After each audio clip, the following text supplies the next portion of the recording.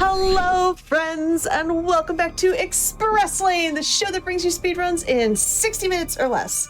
I'm your host, Oscar424, with occasional guest appearances by our sleeping Freya over here and our sleeping Galahad just off camera over there.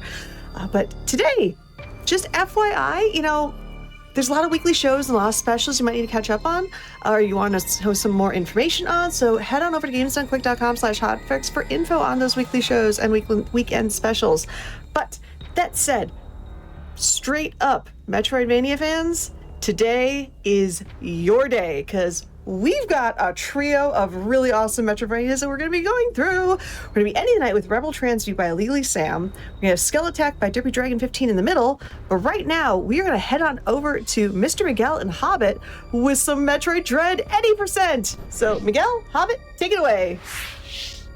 Hello, everyone. It's me again, Mr. Miguel, and I'm here to bring you Metroid Dread Unrestricted 80%. And I'm joined here by Hobbit. Say hi, Hobbit. Hey y'all, you might remember me from my All Bosses Unrestricted hotfix in July here. I'm happy to be back here commentating on the Games Done Quick channel. It's always a privilege, and I'm so happy that Miguel has given me the space to be here with, so that we can be here to show you some 80% unrestricted. Yes. So the timer here is going to start on pressing continue. Yeah, I'll do the countdown. All right, let's do it. 5, 4, 3, 2, 1, go. Good luck. Thank you. Alrighty, so speaking of luck, this is unrestricted. This is the category where we get to do every trick in the run. Well, besides some very, very, very exceptions, but we're not gonna talk about that. So yeah, this run is very, very RNG heavy. I cannot stress this enough. How about you can explain the following parts of the game? Absolutely. So, compared to some other runs that have been shown on GDQ, this run is going to feel comparatively very, very fast. A lot of it is going to start very, very familiar. You're going to be seeing a lot of the standard movement that is shown in pretty much any Dread showcase on a marathon. A lot of fundamental movement. We'll be skipping plenty of bosses, shooting through some walls, clipping through some walls and floors, and finding our way up to the top of ZDR. Now, normally, that might require some bosses towards the end of the game that would be normally required, but we'll see how that unfolds coming here. But first, we're going to get the Broken Emmy skip, the first use of a pseudo wave beam, where essentially doing a slide jump allows Samus to poke through collision and shoot blobs that are out of the way or behind a wall. There are additional ways to pseudo through walls, both with pause buffer turnarounds and also, interestingly enough, with missiles. We'll be seeing that come into play once Miguel gets to Cataris, though.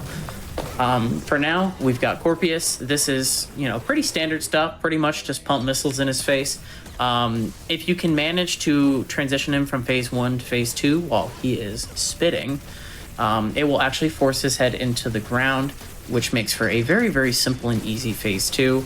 But even if he doesn't do that, you can see here, Miguel is dealing with him no problem. And there he is. Dead. Nice. That's a really good fight. Yeah, very, very clean, very, very simple, just shoot him. Shoot it, don't die. So this gives us the Phantom Cloak, which is mainly used for getting through sensor doors, but oddly enough, unlike other categories, we will actually be seeing a dev-intended usage of Phantom Cloak once we enter Cataris.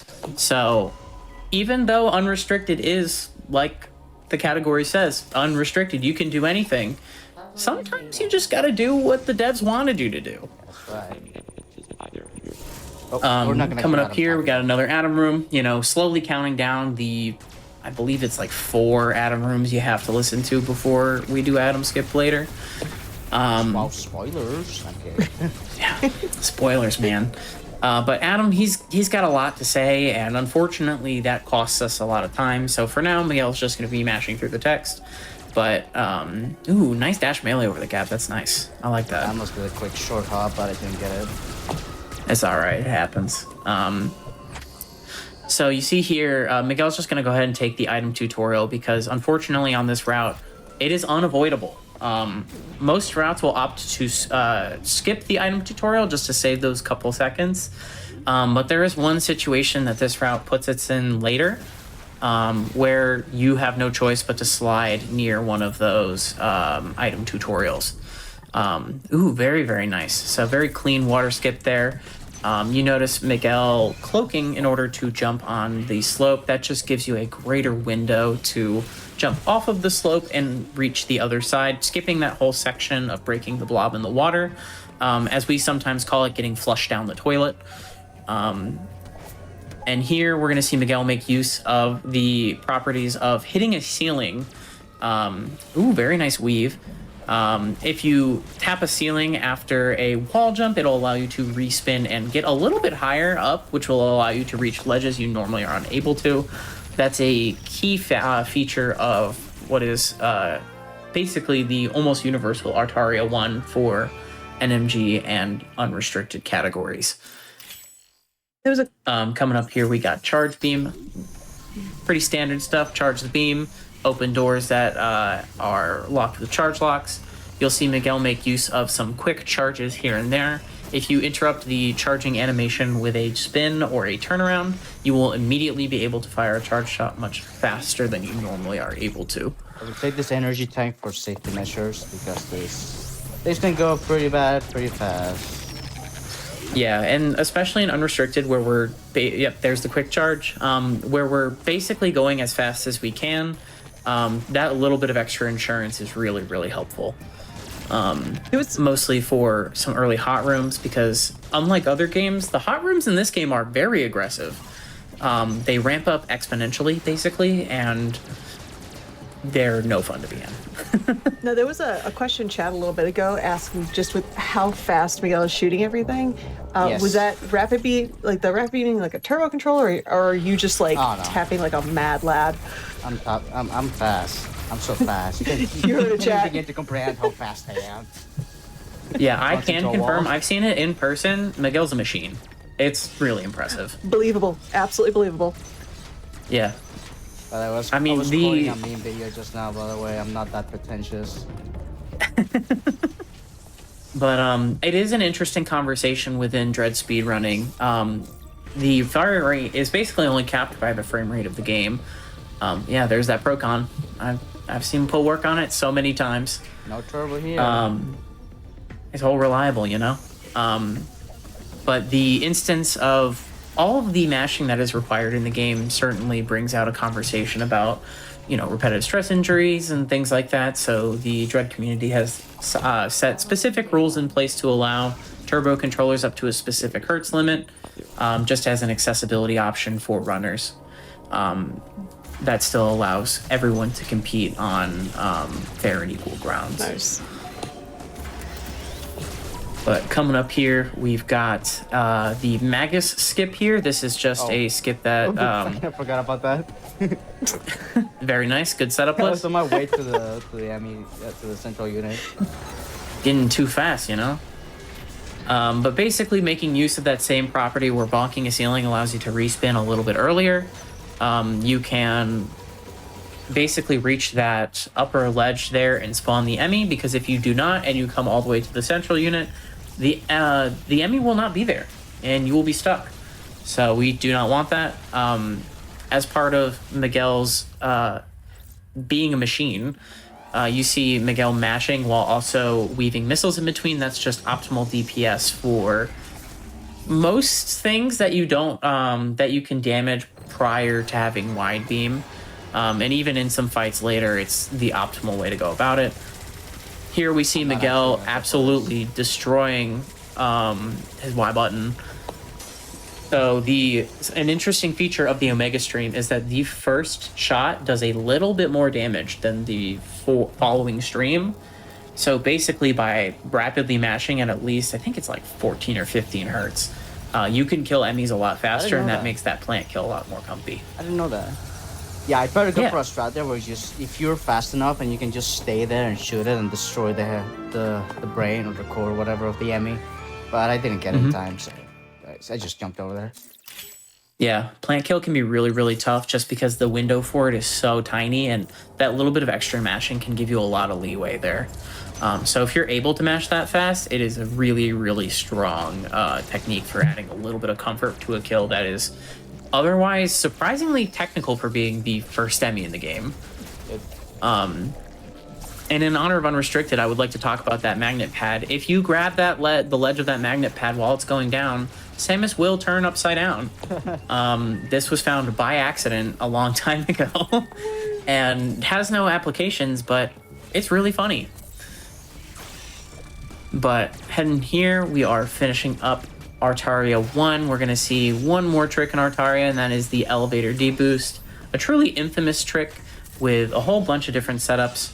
But we see here, Miguel is going to boop over here, shoot, and then the ply can help him out. Let's try that again. But, oh. Yep. Yep. Ooh. Come on. But yeah, this trick, as you can see here, even for the best of runners, can be really finicky. Ooh, nice job. Way to improv. Ooh. That's really good. Let me get some help. Health. Yeah, health management's going to become pretty relevant, really, in this first part here, because there's a bunch of fire that comes down. There's a little damage boost you can do to do a weave, and then there's a hot room run, so you want to make sure you're not running out. Definitely a good choice to get some help there. Oh yeah, if I didn't get that 8 tank, I would be dead right there because I went below yeah. 99. Anyway, Oh, yeah. we're on our way to Cataris. Oh. Yeah, so Cataris. normally, Cataris is kind of just like it's challenging in that it's a lot of movement and has Atom Skip in the middle of it, so like that is very challenging by itself.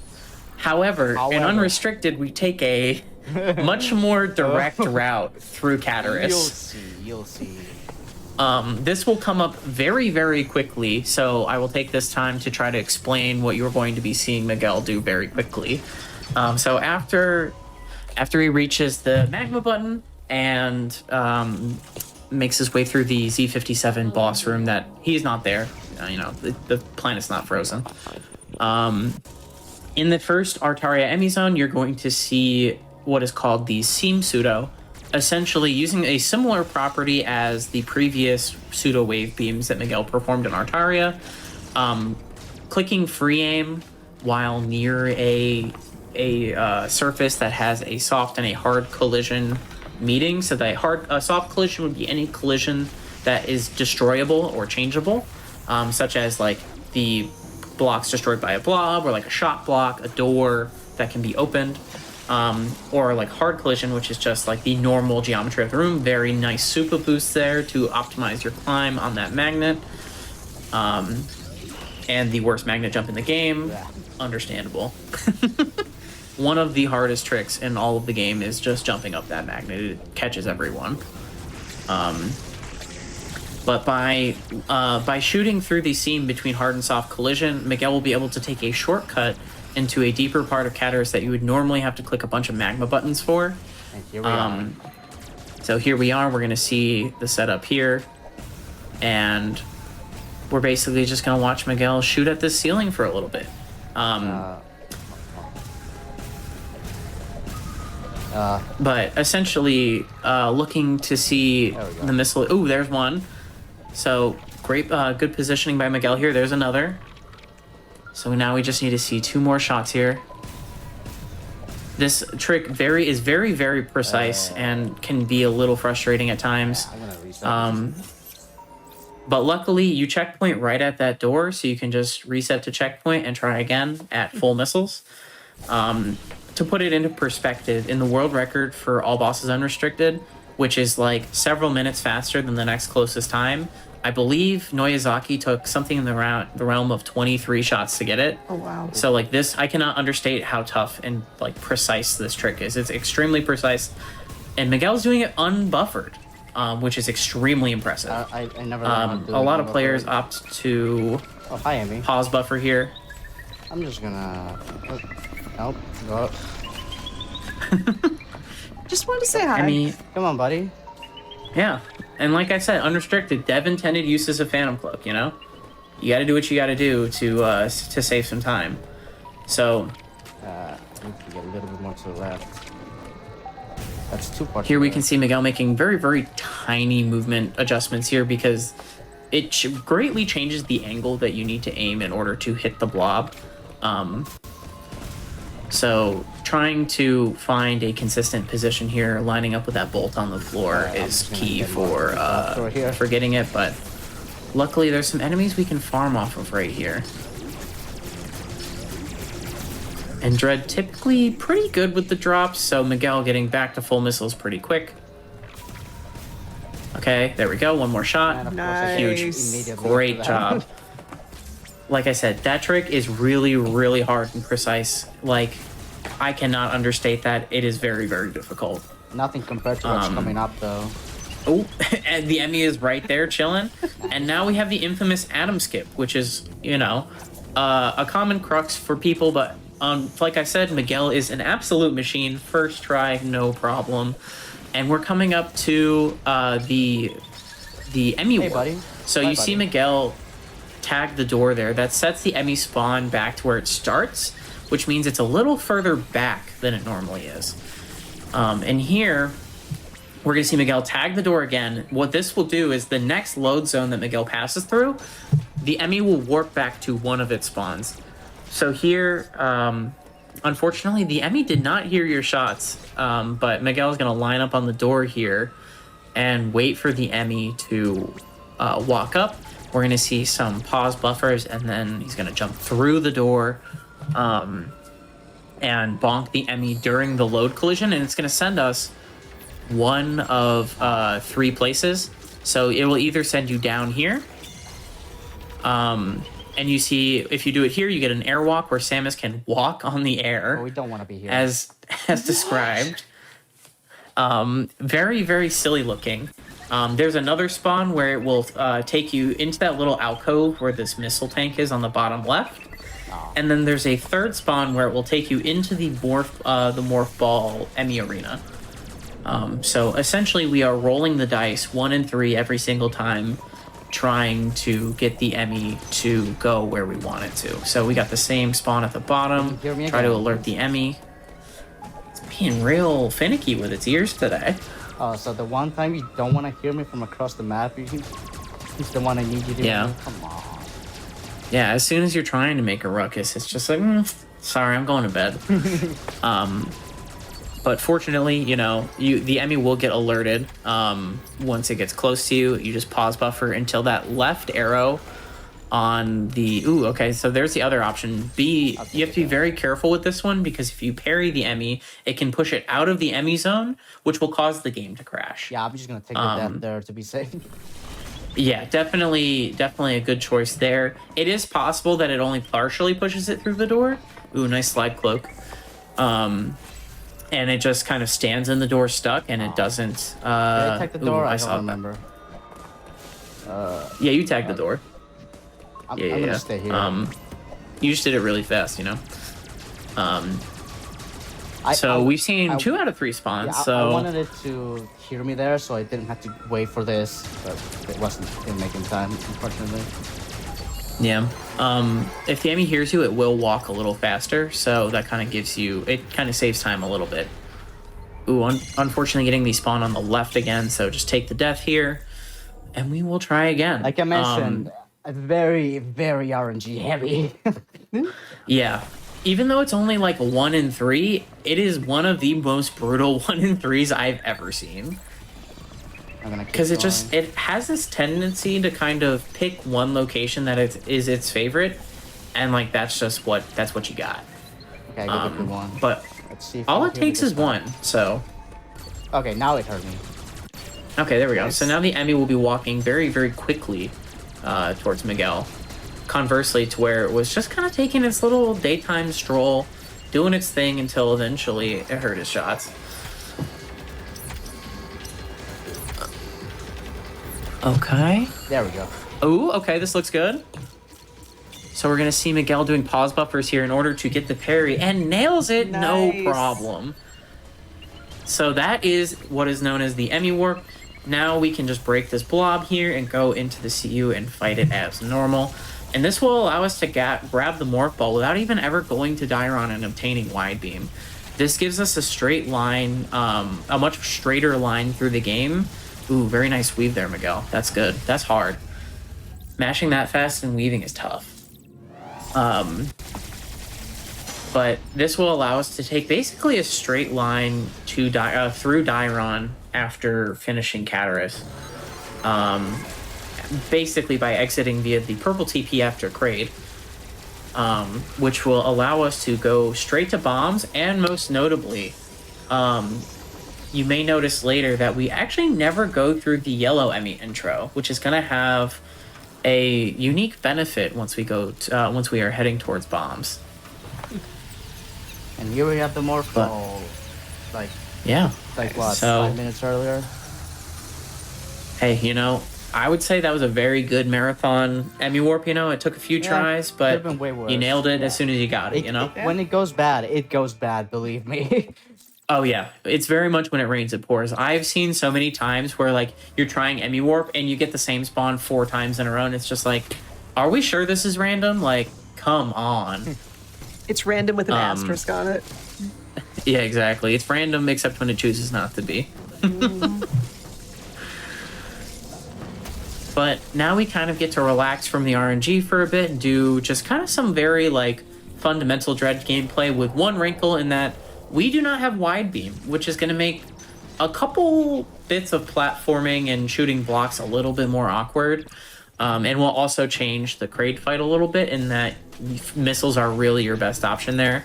So we see Miguel pick up that Missile 10 because it is just a huge insurance policy for the upcoming Kraid fight. But first we have to head back to Arteria to put on our orange pajamas. Yeah, we have to get Varia soon, and there's really no other way around it. We used to be able to skip it, but those were the old days. Yeah, back in release, there was a glitch where you could manipulate the different actors between Samus standing and Samus in a Morph Ball, which would allow you to make yourself invincible. But this was patched out pretty early in the game's life cycle. It was like a month or two after the game came out. Unfortunately, Nintendo with the ban hammer. Yeah. I mean, for the most part, they've been pretty permissive. Yeah, I feel like with glitches. Yeah, so it really felt like Metroid State didn't want to patch this. Like, they even put a reason why they patched it in the patch notes, so... Yeah, they were very specific in that, like, it was a glitch that could happen as part of normal gameplay by accident. So, like, I completely understand why they did it, especially with how strong it was, because it was... What? I was aiming there we see, you know, if you have Wide Beam... I was aiming straight, and I don't know what happened. I guess I was aiming upright. Hey, you know, it happens. But now we have Fairy Climb, which the game wants us to be really stressful, and sometimes it kind of is, because not having Wide Beam makes it harder to hit some of these blocks. As you can see here, sometimes you just don't get both of them.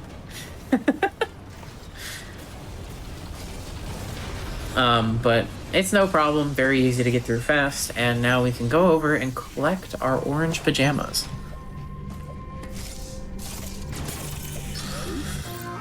Here it is. Fun fact, do you know that Varia is actually a mistranslation?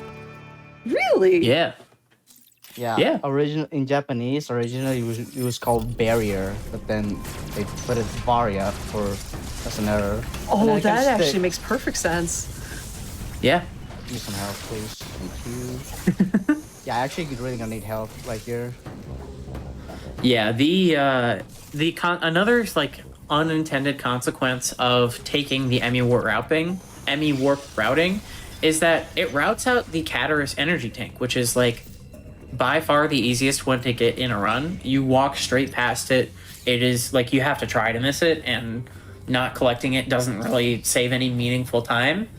So Miguel has to one tank it through the Kraid intro, which doesn't sound too bad, but there's a surprisingly large amount of enemies in the way, especially the larger rock monsters. I think they're called like Obsidiamithins or something like that. We call them Dwayne. Call them Dwayne. So I will be referring to them as Dwayne because I don't fully remember their official name. They're rocks. But they are rocks, so we will call them Dwayne. Oh my god, that is genius. But we see here, unfortunately, missing the exception weave, but that's okay. Luckily, the good part about Dwayne is that he's very easy to parry, and parry drops are generally very, very kind to you, especially in rookie mode. You get a lot more health drops. So there's a lot of options to like kind of take a safe route. Miguel here opting for speed. Ooh. Okay. I like that. I tried to go putting me on the edge of my seat there, getting down to 51 health, but everything is totally fine. Oh, getting the bicycle kick into the lava. That was definitely a buffered dash melee turned into a bicycle kick. So rare appearance of the evil green time waster. Attack. And here he is, the guy himself, Kraid, also known as the evil green time waster, often called that because he's big, he's green, and sometimes he throws up on you, which loses time. Like it did just now. And sometimes he tries to punch you, which also loses time. As part of this fight, we are going to get to see a unique trick known as the single wall jump. Essentially, by wall jumping with your stick in neutral and then morphing, it gives you a really narrow angle that you rise at, which allows you to unmorph and respin towards the wall and basically just do it again until you run out of space. But Kraid giving you nails first and then a parry, so really, really incredible Kraid RNG there on phase 2. You can't really ask for much better than that. You had plenty of missiles and you could just kind of lay into them. I guess that's just the trade-off for the throw-up in phase 1, you know? And here we have the diffusion beam, which lets us throw charge shots through collision, like this one, and destroy blobs. And this is actually the rare appearance of Pea-Shooter diffusion beam. Normally, you have wide beam at this point, so you get to see the rare and elusive single-shot diffusion beam. Yeah, you only get to see it. However, this will not last very long.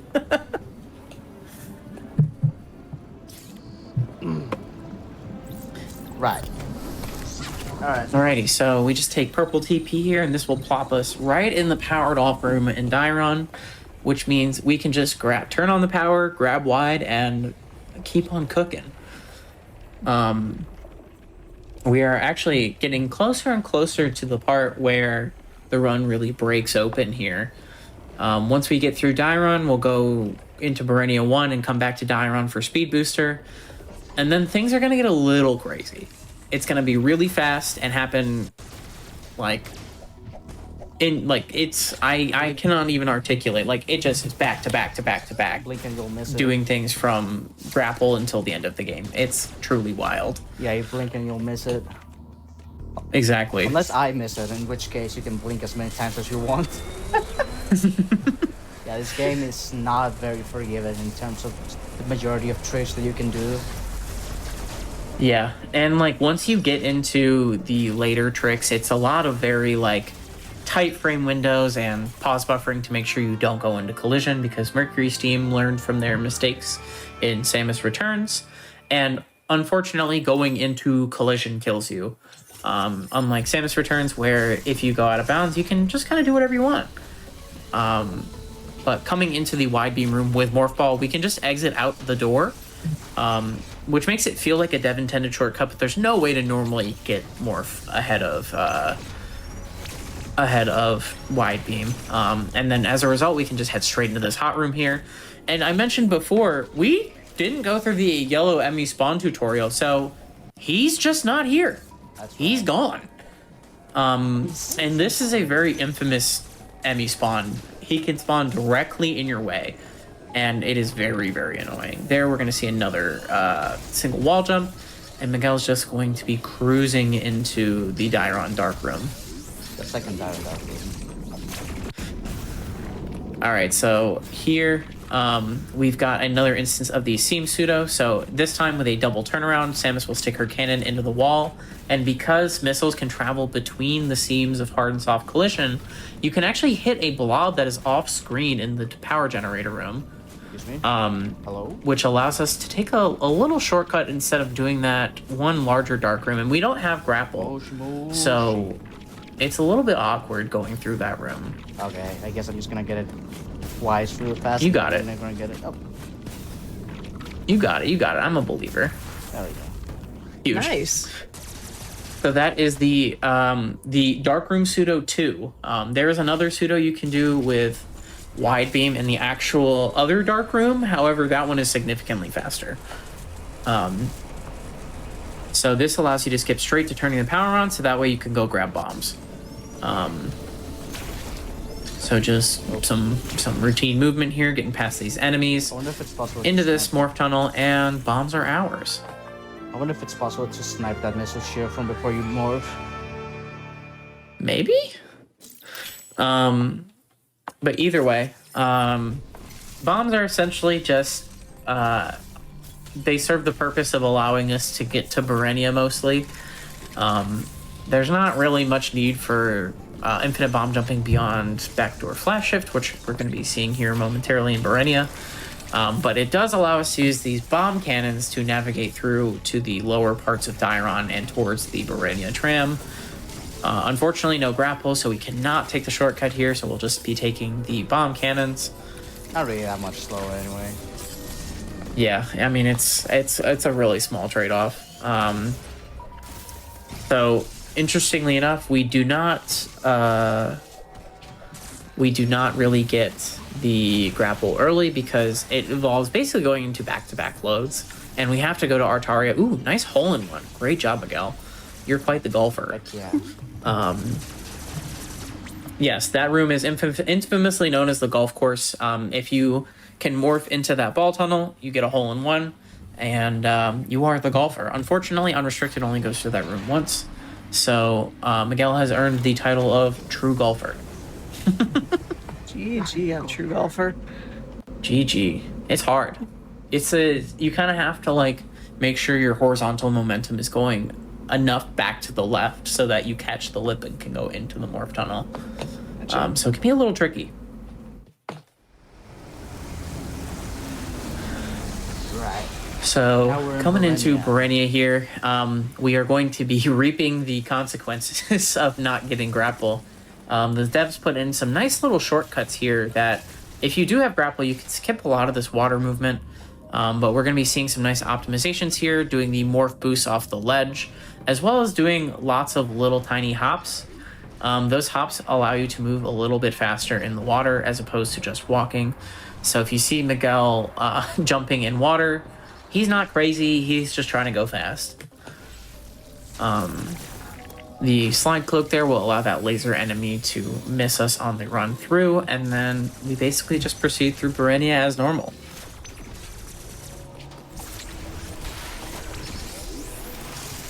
Another case where having grapple... Ooh, very nice deboost off of Yeah, of the yeah, enemy. I totally meant to do that. Yeah. Absolutely intended. You're a professional, you know? Yeah. He knows we're in the fast lane, Def- the express lane I even. definitely know what I'm So, doing. Hey. You know, roll credits, I guess. I don't know. But sometimes that enemy just decides to boop you across on what is otherwise a kind of frustrating coyote jump. But here, we can make use of the infinite bomb jump. Wow, first try, that was really awesome. You're going fast. To float above the detection of the sensor door, which allows us to enter the flash shift room from the back door. And then you can basically land on top of where the shutter is and then jump through the load zone, and it will not close the door behind you. But now that we have the flash shift, we can just flash through those shutter doors.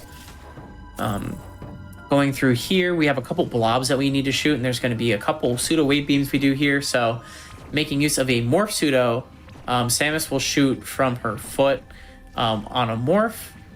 So you kind of shoot to get away from the wall, and then morph, and the beam shot will clip through the floor and shoot the blob below. And then here we're going to be seeing a pause buffer turnaround, where basically by setting your aim during the pause screen, Samus will turn around and shoot. Ooh, okay, that was a really clean water bomb jump, but a little bit early. Samus will shoot on the first available frame. But here we're making use of a manipulation of the water bomb jump state, where if you unmorph after bomb jumping in water, it will maintain the state where Samus gets a full boost off of a bomb in water, which will allow us to reach places we normally are not able to. This is pretty much just used in that room for unrestricted. we will never be seeing Berenia again, unfortunately.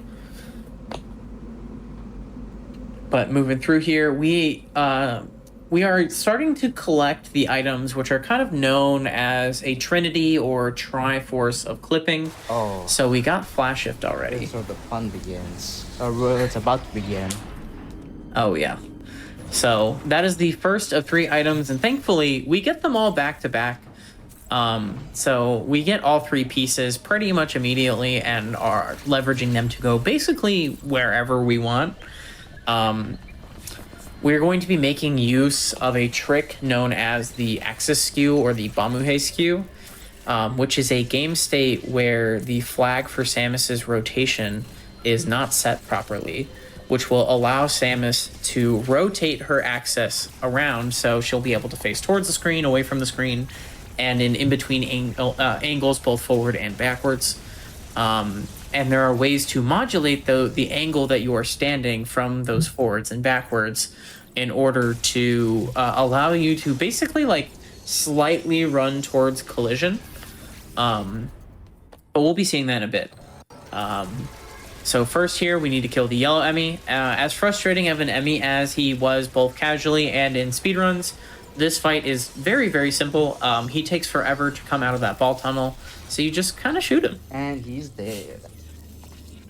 And that's all 3 Emmys destroyed, which is actually the only Emmys we're ever going to be destroying this run. Yeah, I guess technically we destroy the orange one, but yeah, all 3 Emmys. Yeah, I guess. Yeah, I guess that one, we fight the soldier instead, so it's like, like, is it really an Emmy fight? Not really. Alright, speed boost. But yeah, all the Emmys are dead. This is where the fun begins. It would have been an Emmy or a legally distinct Emmy fight. Exactly, yeah. So that's the last time we're going to be seeing our dear friend the Omega Cannon. From here on out, it's just Samus and her regular abilities. Oh. That's a slight speed bump. Yeah, so Speed Booster has a really cool tutorial here where... Oh, hell yeah. That's a really nice keep. I love that keep so much. But the Speed Booster has a lot more flexibility than it does in other games, where it allows you to morph, it allows you to slide, it allows you to jump, and it allows you to wall jump through. And here we're going to be seeing Miguel try to make use of the map lag trick. Map lag essentially basically will cause the game to skip a few frames by skipping some delta time, which can cause the game to basically force itself to catch up to where it skips to in delta time, which can allow you to store shine sparks. They don't work there though, unfortunately. Yeah, in a shorter space, but that one is super tight, so if you get it's worth going for cool. once. Yeah, it's pretty neat. We'll also be seeing it for potentially some wall clipping later. It basically extend the initial jump of a shine spark to pass through more collision. But we've now acquired 2 out of 3 of the Triforce, the fun items. And number 3, third one soon, right on the horizon. I see someone in the chat. I lost track of Dread's speedruns. Wasn't the game basically broken at one stage?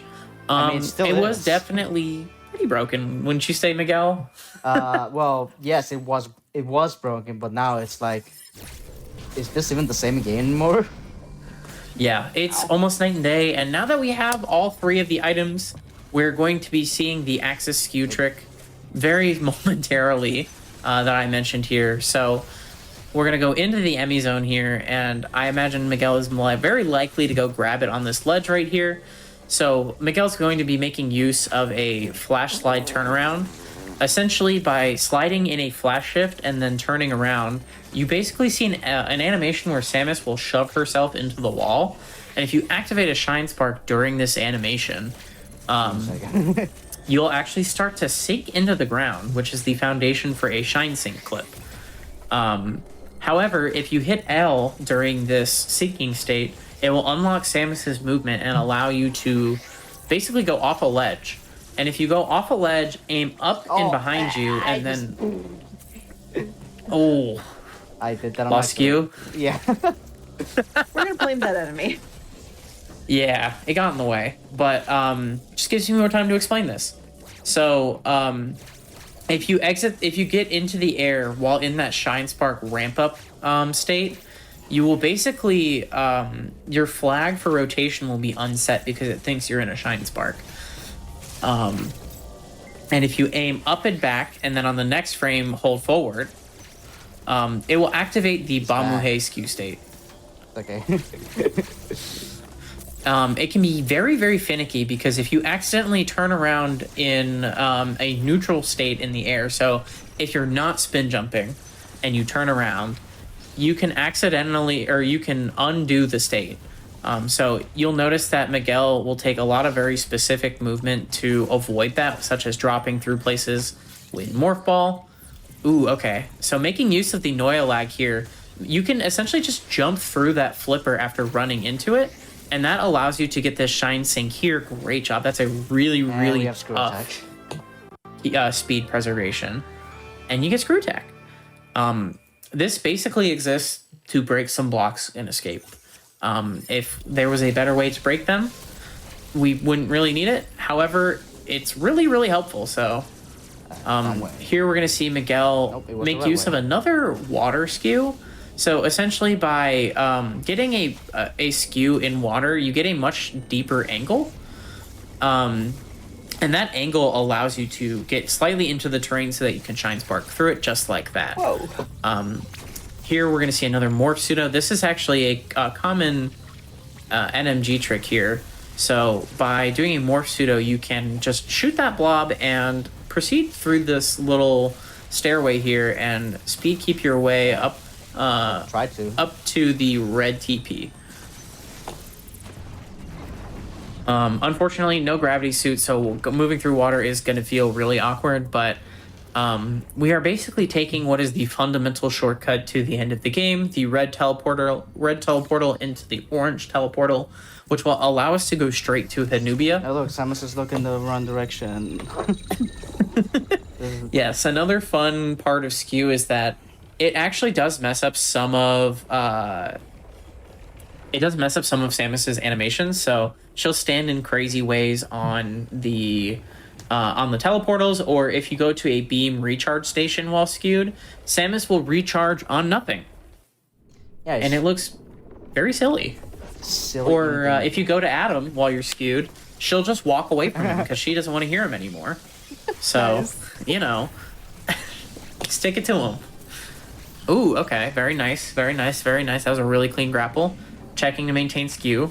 So it's really, really important to check for skew there, because if you lose it and you go to Gavran, you have to go back, like, into Cataris to go back and get skew, because there's nowhere in this part of Gavran that you can go get skew again. So it's really important that Miguel keeps skew into this section, and at least out of the Morph Ball maze. Once you leave the maze, it's mostly grounded, so it's pretty hard to lose skew. But we're going to be seeing another form of wall clip used on doors called a mini tornado. So what we're going to see Miguel do here after the Morph Ball tunnel, you'll skew at the bottom, build up a speed booster, and that will allow you to speed keep out of this area. You see Miguel being very, very intentional with his movement, basically just finding any opportunity to drop in Morph Ball as he can, and getting that first try skew very, very nice. And then we're going to see a little speed keep here that kills the eye door. And we will actually not be going to Golzuna because the X are not spawned. So if you go in there, the door will lock. You can Shine Sync into there and it will unlock the door, but it is a little bit faster to... ooh, was that the... Okay. Nah, I did it wrong. So by turning around while crouched like this, you modulate your skew angle the opposite direction of a standing turnaround. And this allows you to set a... I guess not. This allows you to set a very slight angle that allows you to slightly run into the door. There we go. And from there, so Miguel's going to count up probably about 20 steps. I'm not sure exactly what number you 14. like to use, but 14. Very nice. So once you are in the door, you can break skew by aiming back and hitting melee. And from there, you can buffer a walk forward and grapple, because grapple will actually disable the kill plane check for the inside of terrain. Why does it do that? We don't know. Yeah, I believe the reason why, and if you've played Rando at all, you can kind of see this. If you grapple onto a magnet and you don't have spider magnet and you're going at like a very shallow angle, you can actually just go into the wall. Like, you'll just go straight in and die. And I'm assuming Mercury's team probably saw that in playtesting. We're like, we cannot allow this to happen. So very wisely chose to give grapple a property that turns off that, not sure that's correct. That check. But that has the very nice consequence of allowing us to pass through stuff. So right now I'm actually going to attack to Adam because I want to save, because this upcoming trick is a little unforgiving. In the sense that you can actually crash, so the game can crash, and that's pretty bad. We don't want that. So I'm gonna say. So you may notice we don't have wave beam, so we have no way of getting to Iterash to go to Ravenbeak. So instead, we are going to be clipping through some doors here with mini tornadoes and then a neutral jump clip in order to go into the power bomb area. So Miguel nailing the mini tornado setup here, going to be going right into here. And then here you can just do a little neutral jump clip. So by doing a front skew from that crouch position, by sliding, you will go slightly into the door, and it puts you in a position where you can just jump straight up and go through the door. And because normally that door is just a regular shot door, it doesn't have a kill plane. And here we're going to be seeing Miguel make use of the DLC clip angle for skew by doing a set of frame perfect jumps and a jump that you can use a double map buffer to get. Ooh, wow. What? That was not far enough in. Oh my gosh, that's very surprising. Oh, okay, sure. Yeah. Wait, I was. You basically need to get far enough into that wall with that DLC clip angle in order to spark into the next room. However, DLC clip kind of has a little bit of a shallow angle, so you have to run at the wall for a little while, and those robots can really get in the way if you're not careful. But Miguel nailing it once again. So we enter the powerbomb Emmy fight from the top. But fortunately, we have skew, and even though normal. Why? No way. No way. It's okay. Yeah. I got overconfident. Okay, I'll just go in again. Yeah, it happens. You only have one energy tank, and that soldier is quite strong, and you're not even in the gravity suit, so you got to be really careful. So essentially what we're going to be able to do in that fight is leverage the fact that we can store a speed booster essentially in one tile, and spark the first phase of the soldier to get rid of the very nice dash melee to get rid of that robot, and clean execution on the PB clip. Truly just 3 really, really clean attempts. I cannot say like how hard that clip is. It is one of the cruxes of Unrestricted. I'm fine. It's okay. Here we go. You got it. I think. Yeah, you should be good now. All right, good. And then spark, and that automatically transitions it to phase 2. And from here, you basically just have to mash beams into its face. Miguel having very, very good mash here. Basically just playing a war of attrition with this soldier here.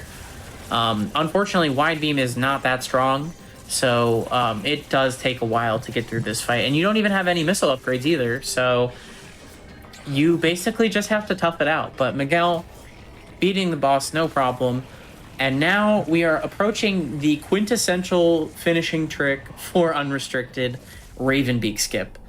So shortly after skew was found, it was found that you could clip into the RBX arena from the top. No, that was actually fun. Activate escape. That was actually fun, like way in 2021, like shortly after the game came out. Yeah, exactly. I believe it was originally found with invincibility, because those blocks are soft collision technically. Yep. But once ADC was found, it was found that you could go in there in current patch. So what we can do is pre-break all of the power bomb obstacles that are in front of us, refill on power bombs, and then do an aim down clip off of the wall on the right, which will allow you to get into an area that's normally only accessible in escape. You would get there after you kill RBX with the Metroid suit. However, the Metroid suit is awarded for killing Ravenbeak. So we have to fight Ravenbeak X with just our regular old real tools. quick, I entered that roof to set a checkpoint, so if I die, I don't have to do all that again. Oh, I didn't realize you could still checkpoint in there. That's really smart. The unfortunate consequence of doing this... Ooh, very nice ADC. So the unfortunate consequence of doing this is that Ravenbeak X needs to be shot for a certain amount of time and then hit on a certain frame. And it basically amounts to this fight being completely random. Here we go. The frame window that he needs to be hit on is very, very tiny. And you're essentially left to mashing. So here we're going to see Miguel absolutely lay into RBX with mashing. And hopefully he dies. Unfortunately, he does not have a lot of agency in that matter. The best he can do is just continue to mash. There are some setups that kind of try to standardize the timing, and unfortunately he's going to get eaten. The one major consequence of this is that it makes the game run worse in Hanubia. Yeah, it's lagging like So- real bad now. Ugh. If you get close to the Emmy door, it's going to lag the game, unfortunately. Ooh, really nice ADC again. Wow, you're on fire with those. And the game can crash right now if things go... Okay, no crash. One. Yeah, this area is very sensitive. All right, Ravenbeak skip. Let's fight him again. Round two. You got it this time. Alright, please got die. it. Please die. He's just, sometimes the pace police just have to come and say hello, I'm gonna shit a little bit more, and then I'm gonna go to the fixed raid. So here we get that damage for a certain amount of time, or at least based on our understanding of the code, thanks to some help from the RDV folks. And then here we're going to see Miguel mash again, Yes. and he got it. Okay. Let's go. Alright. That is a huge sigh of relief. Yeah. If you fail it too much, the game can crash. That's like really bad for us. We don't want that to happen. Yeah. I think it just progressively makes the game run a little bit worse, and it adds up to the point where the game will just crash. My theory is that it's just a memory leak. Honestly, I wouldn't be shocked. You're definitely not supposed to be there, so it makes sense that something like that might happen. So here we have to do escape without the Metroid suit, which means we can't break a lot of blocks very easily, and we'll have to kind of make our way through our own way. So here we're going to see Miguel making use of a left clip, which uses another one of those crouching skews, allows you to get into the door really easily, and then you can clip through the door with a buffered grapple. You can either take that upper door or the lower door. It is really just player choice. If you take this upper door, you have to do this clip right here. Come on. But, even with the experience that Miguel has, a flashlight turnaround is a very finicky input, so I completely understand getting a little tripped up here. It is kind of also a small area to clip into, so it can be a little dangerous because if your grapple hits the terrain too soon, you will stop clipping and grapple will retract and you will die. Fortunately, because Miguel did die in Hanubia, this bridge is unloaded, so he can just spark up through here. And unfortunately, we do not have Hyper Beam, so we have to clip through this door as well.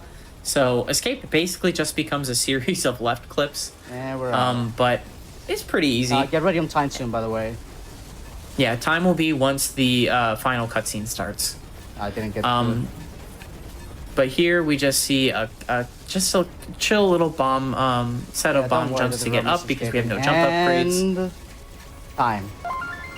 That's it. And that is Metroid Dread. Any percent unrestricted. You have no idea what just happened. Don't worry, neither did I.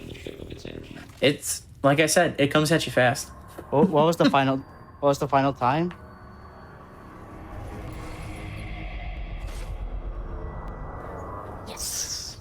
Huge. 52-33. Wow. Great job, that is Miguel. very good. That's awesome. a very That good was time for a marathon. amazing. See, you were like, this could go under, this could really go over. Nah, you got this.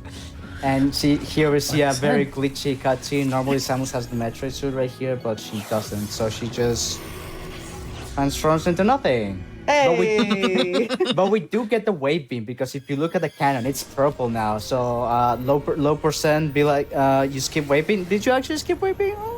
Thanks, QR. Really cool. Not kidding. Yeah, for both of you, first off, again, chat, give plenty of GGs. Miguel, fantastic run. Hobbit, fantastic commentary. Where can they find the two of you? And what are you currently playing? Well, you can find me on my Twitch, obviously, Mr. Miguel 221. Then you can find Hobbit on, what is your Twitch name? I'm sorry. So you can find me on my Twitch at Hobbit1697. Right now, I'm playing some any percent glitchless. There was a tournament season that's currently wrapping up, and it brought out some interesting new routes for it, so I've been trying them out. I'll be playing some Dread any percent glitchless and probably some all bosses unrestricted in the near future. I have a local speedrunning event that I have to prepare for in the fall, so I gotta make sure I'm up to spec on. Good luck on that, man. all bosses. Good luck on that, man. Thank you. Yeah, and I am currently on a random Metroid Prime 2 Echoes randomizer tournament. So if you want to see some of that action, be sure to check me out on my stream.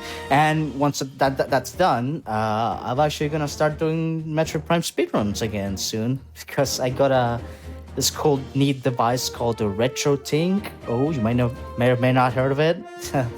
Yeah, I'm looking forward to do speedruns again soon. It's been like 2 years since my last 80% run of Metroid Prime 2, which I'm really looking forward to it, and maybe even some Metroid Prime 3 as well. So if you like that type of content, be sure to check me out. Awesome. And yes. Yeah, with that, everyone, one more round of GGs. That was an absolutely mind-blowing run. Before we go to break for a quick hydration break, remember that all of your subs, your Prime Gaming subs, your gift subs, and any bits you cheer on the GDQ Twitch channel help support Games Done Quick Hotfix. So if you enjoy watching speedruns like that amazing Metroid Dread run, how about you consider subscribing to the channel? With that, we will be right back with Skelattack. Hello, everybody, and welcome back to Express Lane. Before we head on to our next run, I have two quick things I want to let you know. First of all, GDQ is going to PAX West this weekend, which is August 30th through September 2nd. Make sure that you check out the schedule because it's out now. !PAX in the Twitch chat if you want some more info. And honestly, let us know what you're excited to see. Plus, in addition to that, Games Done Quick Express is returning to TwitchCon. That's going to be September 20th through the 22nd. So if you want to learn more about that, put !GDQX in Twitch chat. And again, let us know what you're hoping to see at that event. At both those events, there's going to be so many amazing runs that you're going to find something you love. Trust me. That said, I'm going to head on over to our next fantastic runner, Derpy, with Skelattack. So, Derpy, take it away. Thank you very much. So yeah, hi everyone. I'm Derpy Dragon 15, or Derpy for short. And I am beyond excited to show you all Skelattack. Absolutely adore this game, absolutely adore this run. And I'm excited to get to share it with you all. So time will start here when I delete my old save and start a new game. And I'll kind of introduce the run as we go, because we get a nice little intro section. So I'll give us a countdown and we can get started.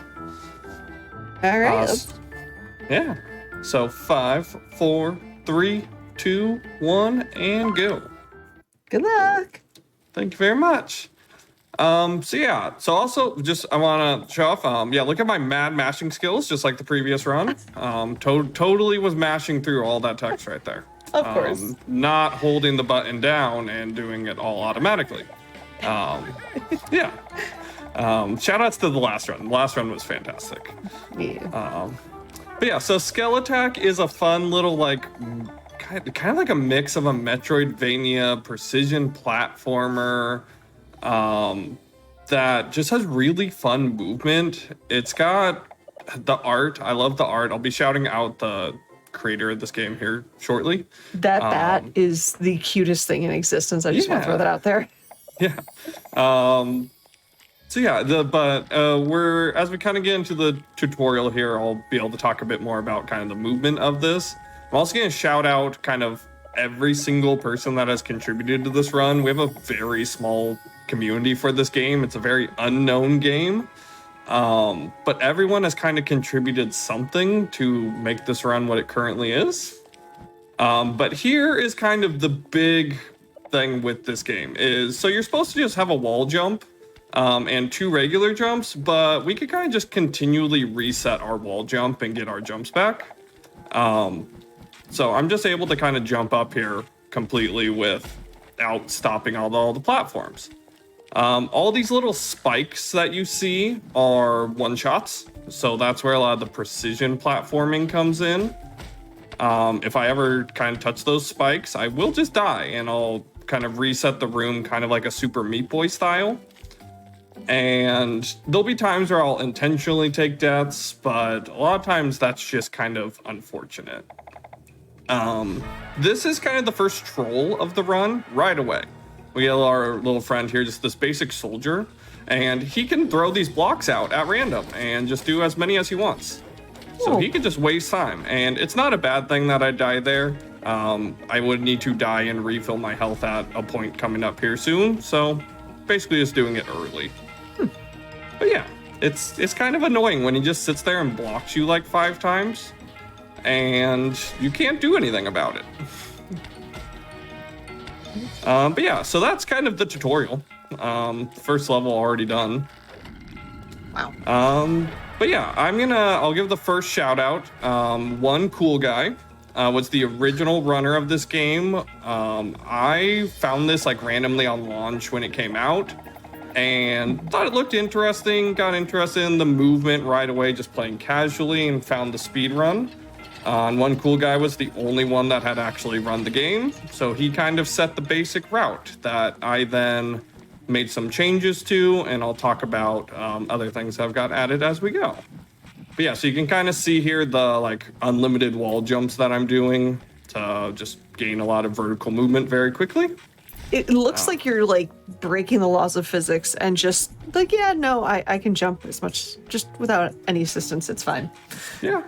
So this is normally where I would, if I didn't die to the soldier, I would reset my health right there on those spikes. So that's kind of where I pick it up, because this room shows everything's basically on cycles. In each room I enter, everything starts a cycle right away, and as long as I don't mess up, which I kind of did right there, but it's all right.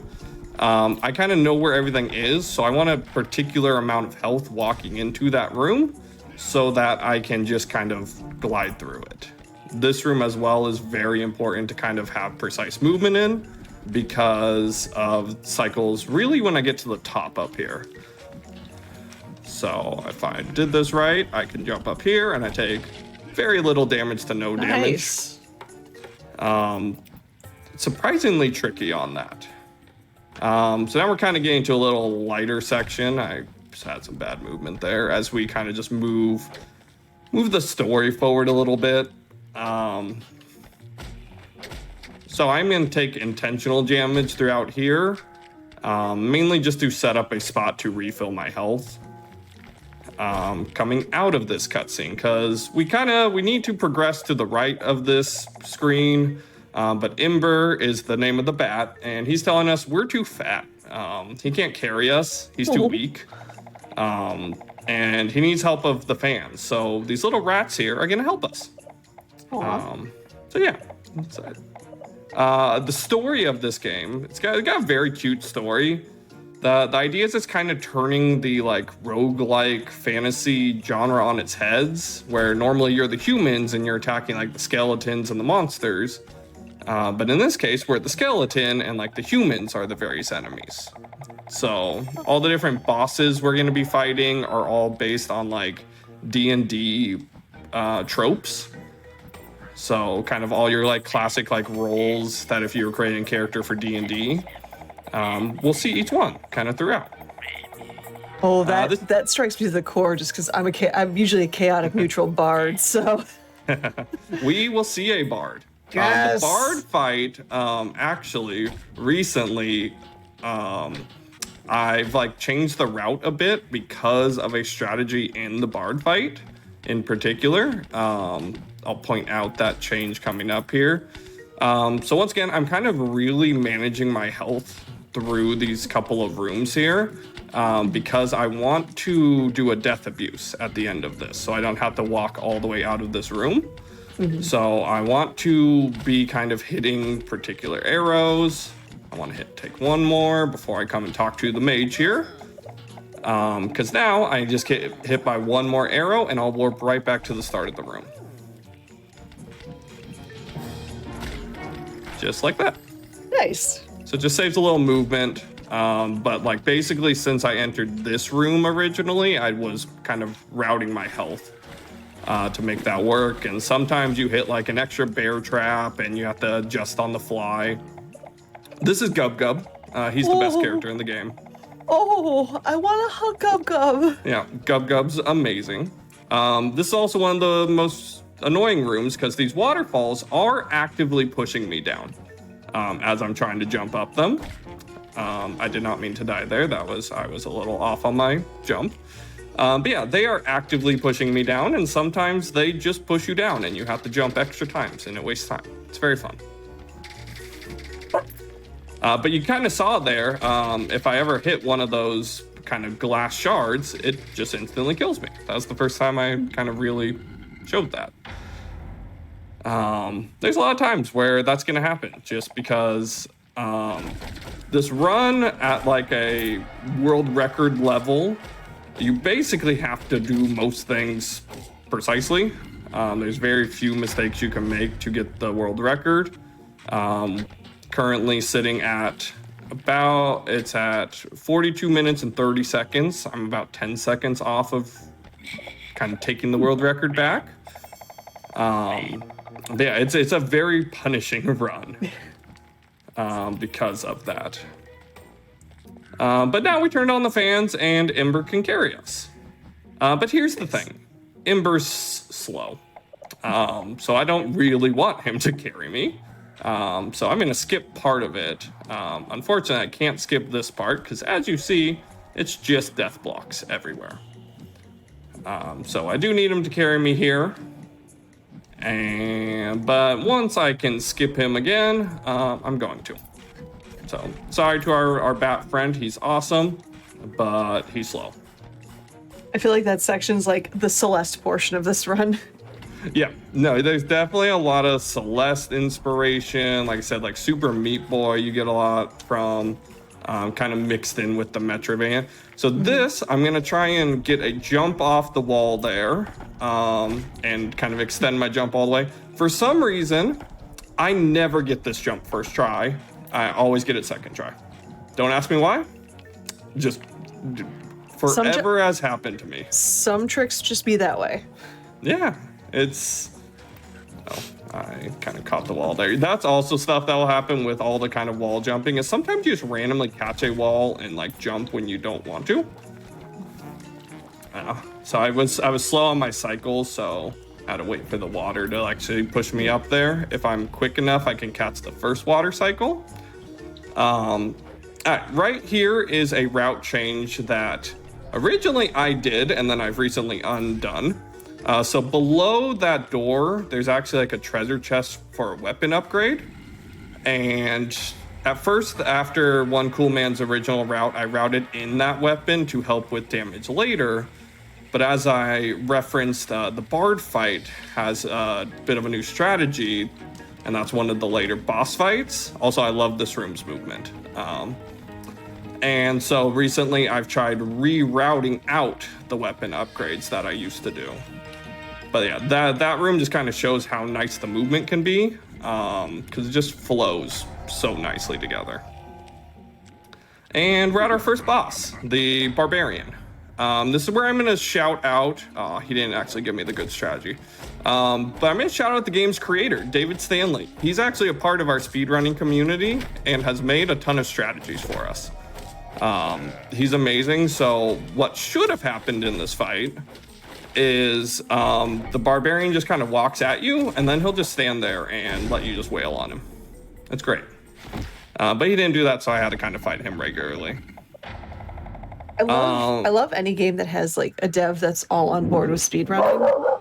It's so like just like comforting to know that the devs just got your back and they think the stuff you do is super cool. Yeah. So I tried there a trick where you can kind of coyote run over that gap and do a double jump and make it over without having to dash.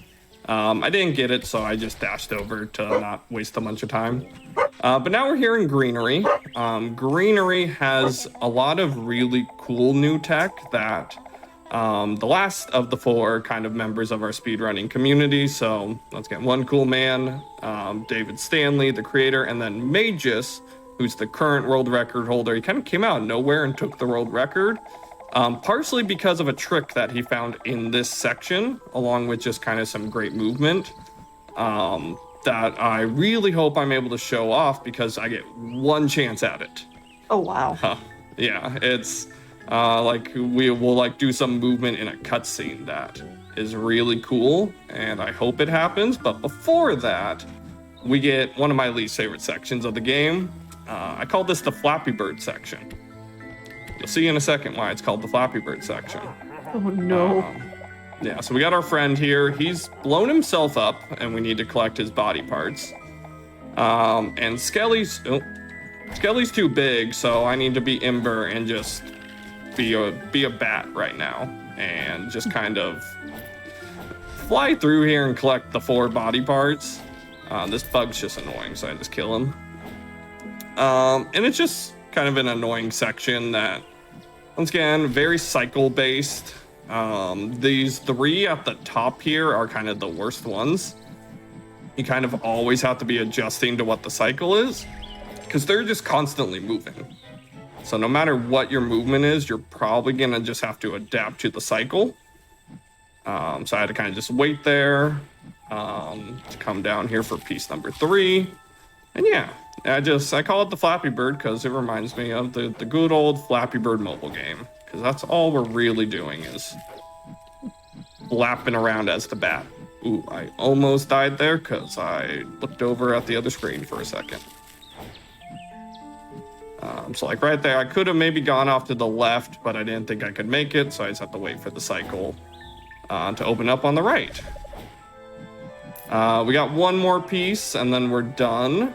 So yeah, not really much else to talk about here in this section because we're just flapping around.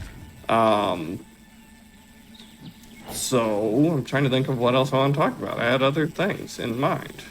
I like how someone in chat's like, is this Batman? I mean, maybe. Kind of? Yeah. I mean, just the cuter version of Batman. Yeah. And I mean, Skelly was a man at a point. Also, just tiny bit of optimization. I kind of messed up. I'm a little bit farther right, so the bomb expert has to walk farther. So you lose a bit of time on that. But he took out our rib bone, and we can now use it as a boomerang. Or I guess a batarang if we're going to be Batman. Like, as you do. Yeah. That was really bad movement. I'm sorry. Oh, we got break that. I'll have to take a death here. Oh god, this movement is horrible. And this just messed up all my cycles. So we're improvising at this point. Yeah, I was gonna ask to double check. Like when you die in a room, does it reset the cycle, or does the cycle just keep going? If I leave the room, it will reset. Which there's a room in a later section that if I mess it up. So right here's this trick. So I'm trying to line myself up perfectly, and okay, I got it. Nice. So I'm trying to move into the cutscene as I break that. So now, once it kind of cuts back over, you can see I'm down here. I'm not supposed to be down here. I'm supposed to be standing at the top still. So shout outs to Magus for finding that, because that was massive. That saves like almost like 15 seconds. Oh wow. Because you wait for that thing to break, and then you then jump down there. So yeah, now we're heading up to the second boss. I'm going to use my healing magic, which we got from the mage, and not die. And I'm going to hit this checkpoint here. Here's the ranger. The ranger sucks. As they do. Shout out to all rangers. So I need to wait and see what she does. She decided to run at me. So why she sucks is the bird does damage to me. And yeah, you could see I kind of just went all the way through my health, and of course those arrows kept falling. So I'm actually a little scared of this fight right now.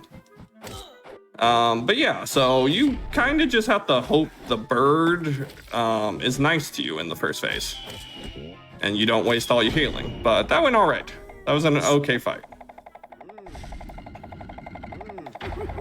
But yeah, so yeah, we fought a barbarian, we fought a ranger so far. And now we're off to the lava forge. So that is the second weapon upgrade right there. So I talked about how I routed that out recently. So normally the kind of original route that I adapted would, after this, we'd head back to Aftervale, the opening city, and do a little kind of shopping trip where we got a double weapon upgrade.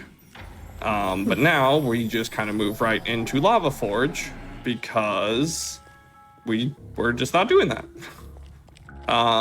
Overall, I'm still unsure on which one saves more time, because obviously you save a lot of the time early. Ooh, I did not mean to die there. It's fine because I was gonna heal up on magic anyways. So it's fine because, as you can see, I'm just kind of face tanking a bunch of damage right now.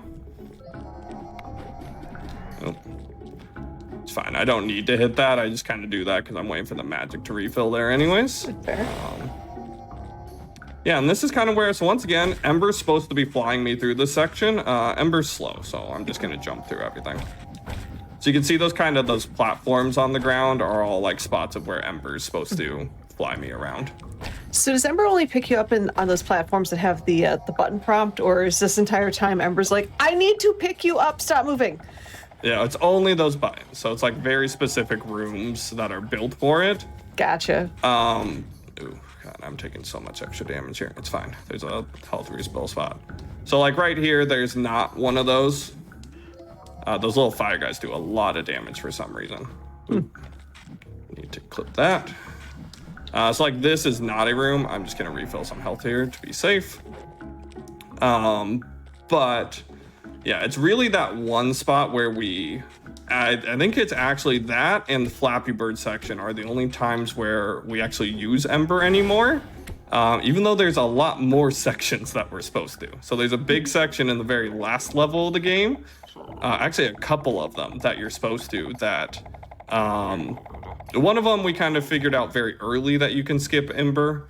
But another one that, once again, David Stanley, the creator, actually found a way to skip it using that kind of little ledge jump I've been doing, where if there's like a very tiny ledge, you can kind of get a wall jump off of it to then get your double jump afterwards. And yeah, so I could go up there and get a little more health back, but I actually have plenty because I did not use any magic. And we're now kind of running back because we've opened up the actual lava forge. That was bad movement. Sometimes that jump can just be awkward. And this is where I fell in love with the game originally. Vanilla was this exact room right here. I did that in my casual playthrough.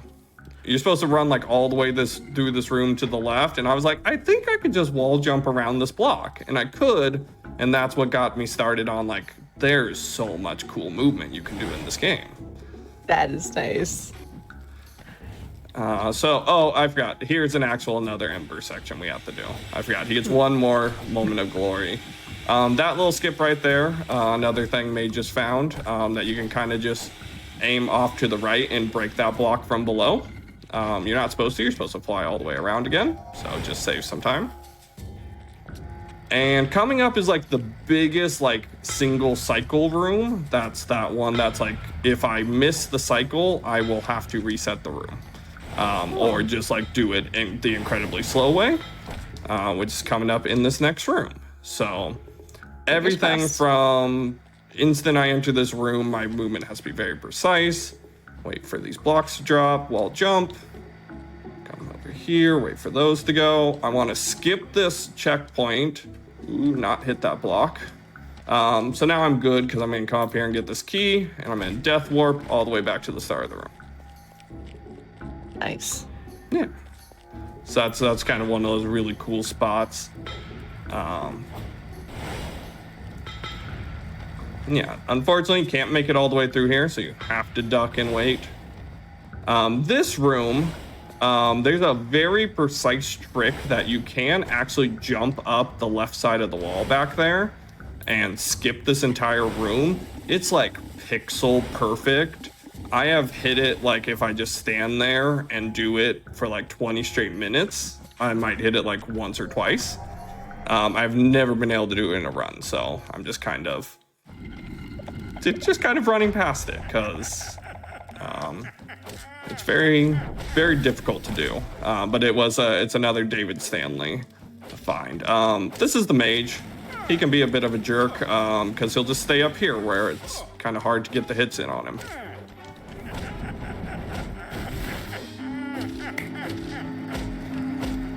Now he's in the second phase. Yeah, now he'll do a variety of attacks. This attack is actually kind of one of the better ones because I can... Oh no, I didn't want to see the books. Books is what you don't want to see because... Ooh, I thought he was dead. I almost didn't heal. Fine.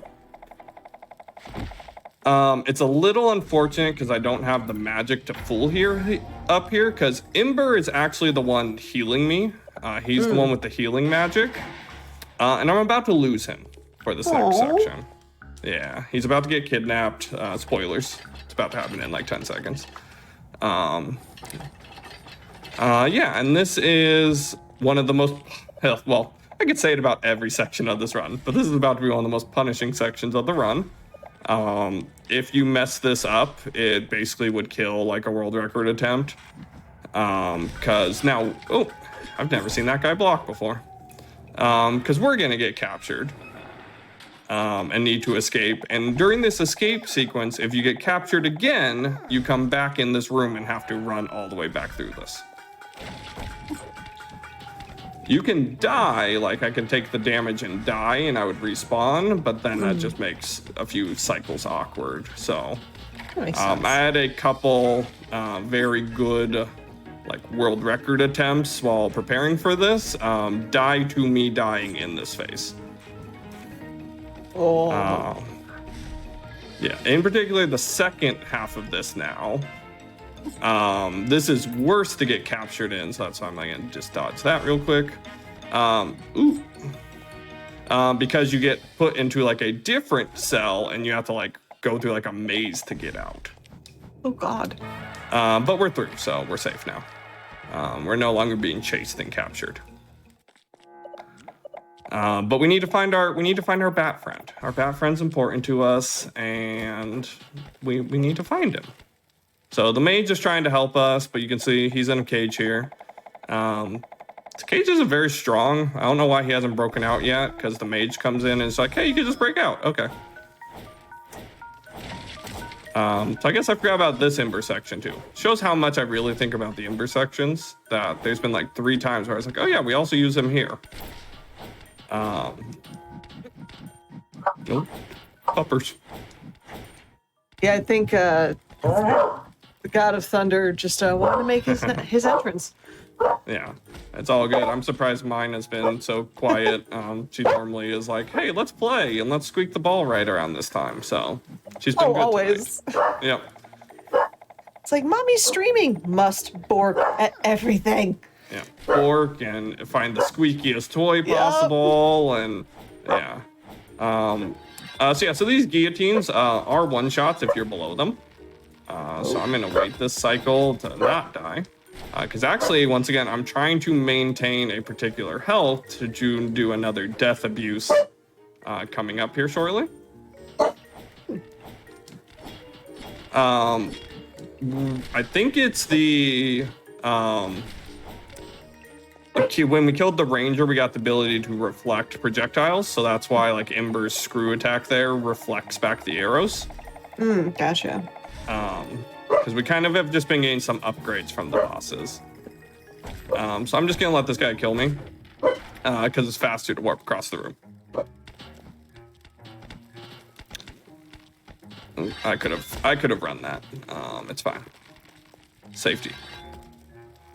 And yeah, we're coming up on the fight that has caused me to rethink the whole entire route recently, which is the Bard and Warden fight. It's a duo fight. It's the Ornstein and Smo of the game.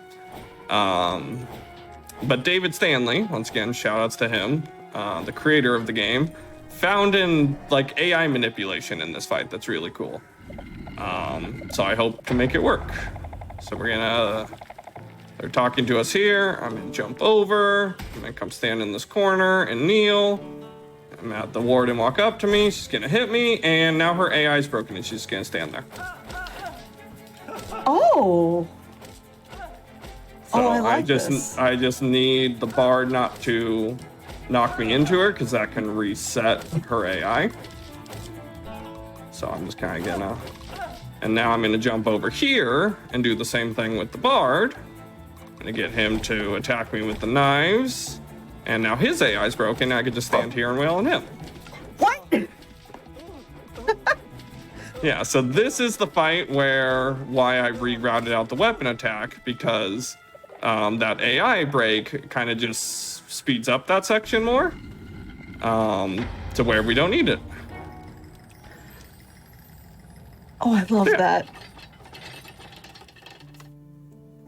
So yeah, I'm gonna get some health here from our or magic to then heal myself up from our little blue jelly friend there. Just for safety, because we're into the second to last level now, Crypt. This is one of the coolest levels movement-wise, but has the worst boss at the end of it. So remember that jerk that kidnapped Ember? Yeah, we got to fight him at the end, and he's just as much of a jerk. There are invisible platforms everywhere that I'm jumping around right now. You're gonna see me like catch onto. So yeah, I'm supposed to like go through that entire room. I just jumped up the side of it.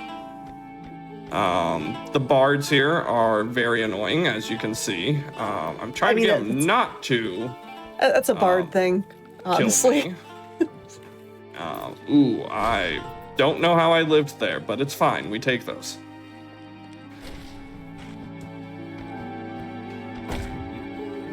So yeah, the basic bard enemies are probably like the worst. So yeah, more invisible platforms here. Okay, we're fine.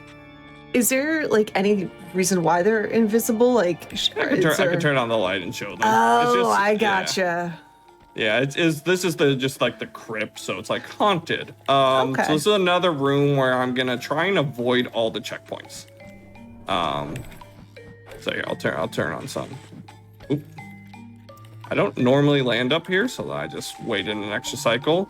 So yeah, so I'm just avoiding all the checkpoints so that I can death abuse back to the beginning. Fun fact, that key respawns. So if I wanted to leave this room and we re-walk in and do that all again, I could get a second key in my inventory. We haven't found kind of a good spot to route that in yet. There's a theory of like where that potentially, if like doing that room a second time could save time versus a later room. I think if you optimally do the later room correctly, it does not save time to do it. It's the only key in the game that respawns. So yeah, just a little fun fact about that key there.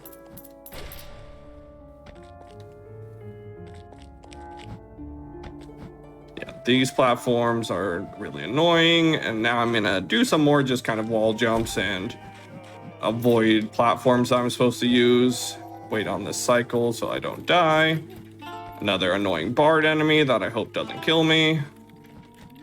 Potentially right there is one of the spots, so like I don't have to do this like walk down here, but once again, I haven't timed it out to see if it actually would save time.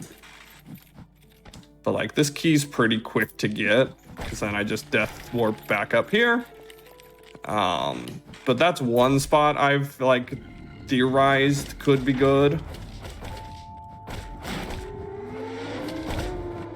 Yeah, these ghosts, we clearly have to break their armor. They're showing one of the annoying things that's about to happen in this next boss fight. They could just go out of bounds. They can like go into the roof and into the floor, and I can't damage them. The boss we're about to fight can do that as well. It's very fun. Oop, invisible platforms. Another barred enemy we hope doesn't kill us. And more invisible platforms. Oop, I missed my jump. Ugh. I was like, if I was good and didn't miss my jump, I could have done all this without turning on any of the lights, but I missed the jump, so. Just healing myself up because I'm about to do a full hill anyways. Turning on the lights so that the ghosts don't hurt me. And yeah, so this is the worst fight. I don't even know what what D&D class is supposed to be. I guess maybe like a rogue.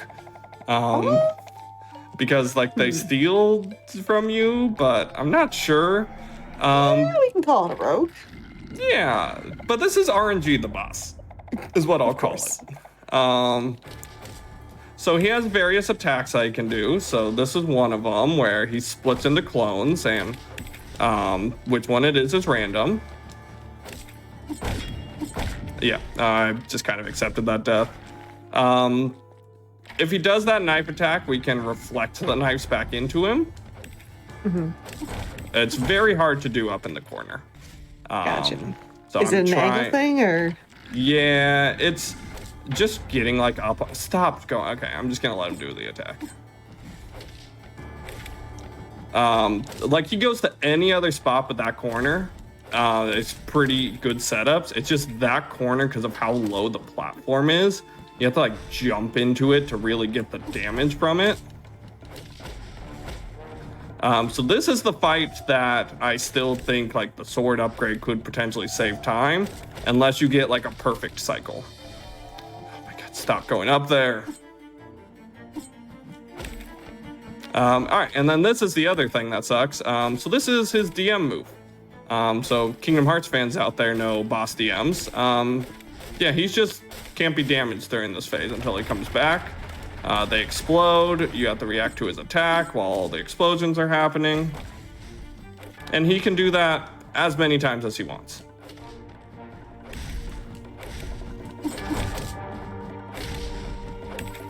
I think I have like figured out ways to try and get him. Oh my god, yeah.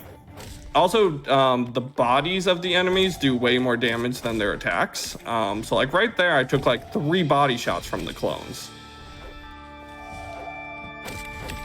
And so I just took a ton of damage. Okay, so yeah.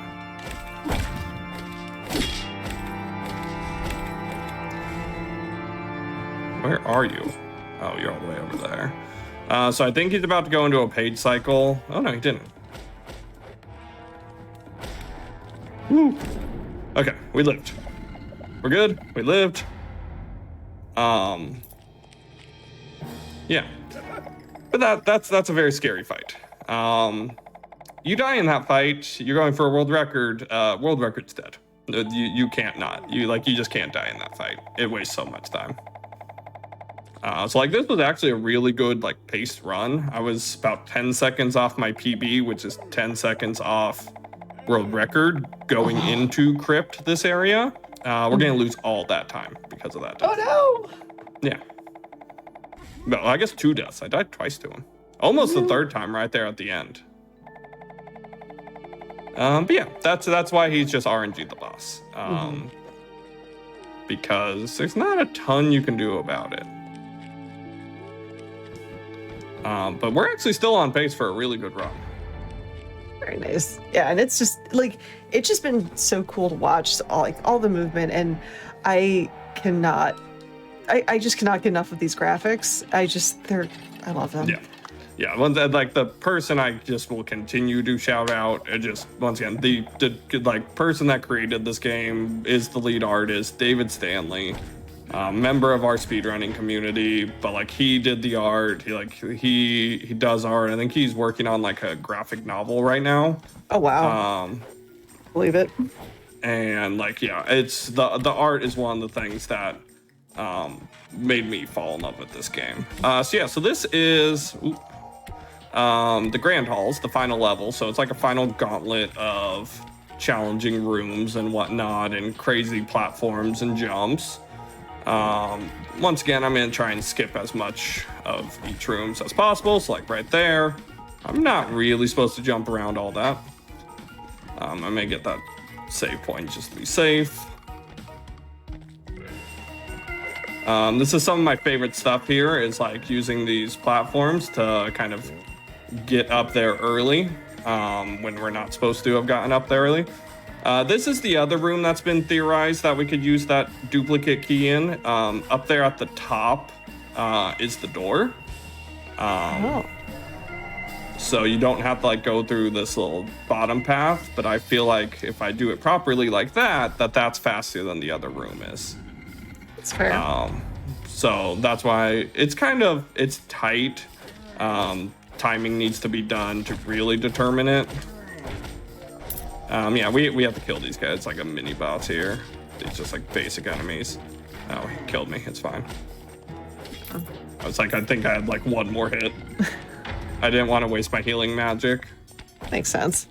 This is another room that it's all cycles, so I know right away, like if I just run, I don't have to worry about the like arrows in that pathway. Gotcha. And sometimes I just forget to pull up there a little early, and I die on those spikes. But we're about to start seeing some really cool skips. Some of our coolest skips in this run come here in the last level, but that also makes the last level even more difficult because of all the skips. Like right there, I just skipped a lot of the room because of those. This is another very heavy cycle-based room, and I messed up the cycle. I messed it up again. Well, now it's all off cycle. Now I just need to react to where the ones are. But this is another Ember room where he's supposed to be flying us through it all, and we could just climb up there like that. He's supposed to fly us through this half as well. That's punishment for not using him. It knows. Yep. Another room, you can see the platform. We're supposed to use him. It's all vertical. You're supposed to use him. We don't need him. And then this was the one that for the longest time we still needed him because it's a big long horizontal stretch of land, but you can just catch that edge there, re-jump over, extend your jump all the way over here, and I'm gonna hit that checkpoint and refill my health, and we just skipped a whole big Ember room. Oh, wow. Why I refilled my health there is the final boss here is going to become everyone's least favorite person ever because she kills Ember. Oh. Oh. So we need to go get our revenge now. We need to avenge our friend. This is now, we were Batman, so now we're Vengeance. To continue the Batman references, and we're going to chase down that Bat Killer. So this is kind of like your Metroid like escape section. Oop. I tried to jump to avoid the like javelin that he did, and I landed on a spike. And you can see there, so like some rooms have that like longer respawn animation, Right. Which obviously lose time. So that's the first time we saw that, where it's not like an instant animation. I didn't hit the checkpoint. That's really bad. Ooh. All right, I'll hit the checkpoint this next time. I have not died there in forever.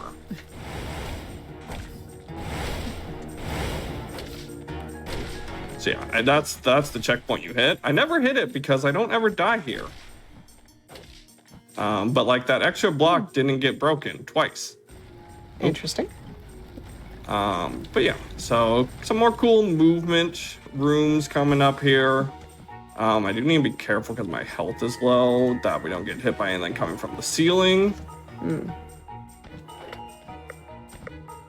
All these are on a timer, so I need to be hitting like every single one. And then I'm gonna just smash my forehead against the corner there to get my wall jump.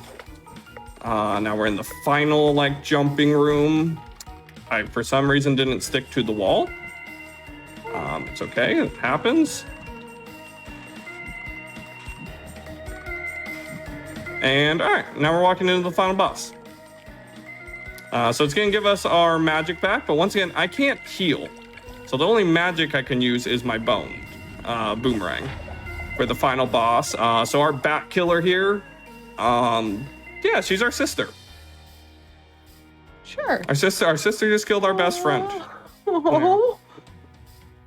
The story of this game is actually really adorable. Like, we skipped through it. I'm kind of making a bunch of jokes, kind of at it, but like, it's actually like really cute. Like, she's trying to save their dad by getting the magic that keeps the skeleton people alive. Ooh. I'm gonna play this safe. I could go for some faster strats, but I'm just gonna get my hits in. Ooh. As I say that, I just took like 2 extra hits. And yeah, she has 3 phases. And once again, I can't heal, so I get 1 health bar. She gets 3. These magic orbs are the worst. Oh,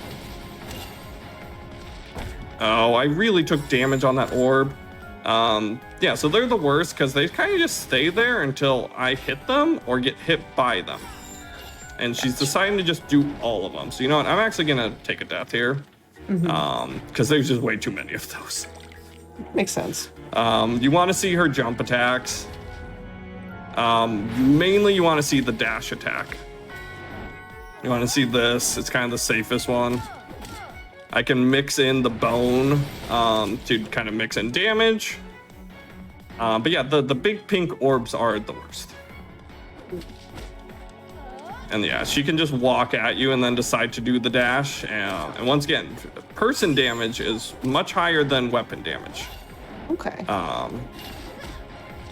So like, I really don't want her hitting me.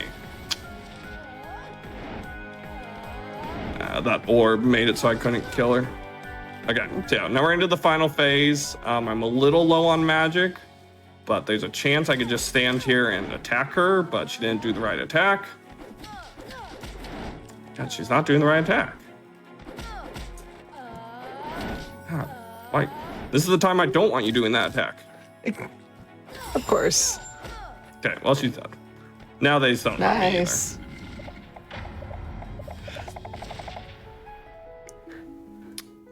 All right, so we are coming up on time. We just have to kind of get through these final cutscenes. But yeah, overall, it was a solid run. It's still gonna end up being a pretty fast one.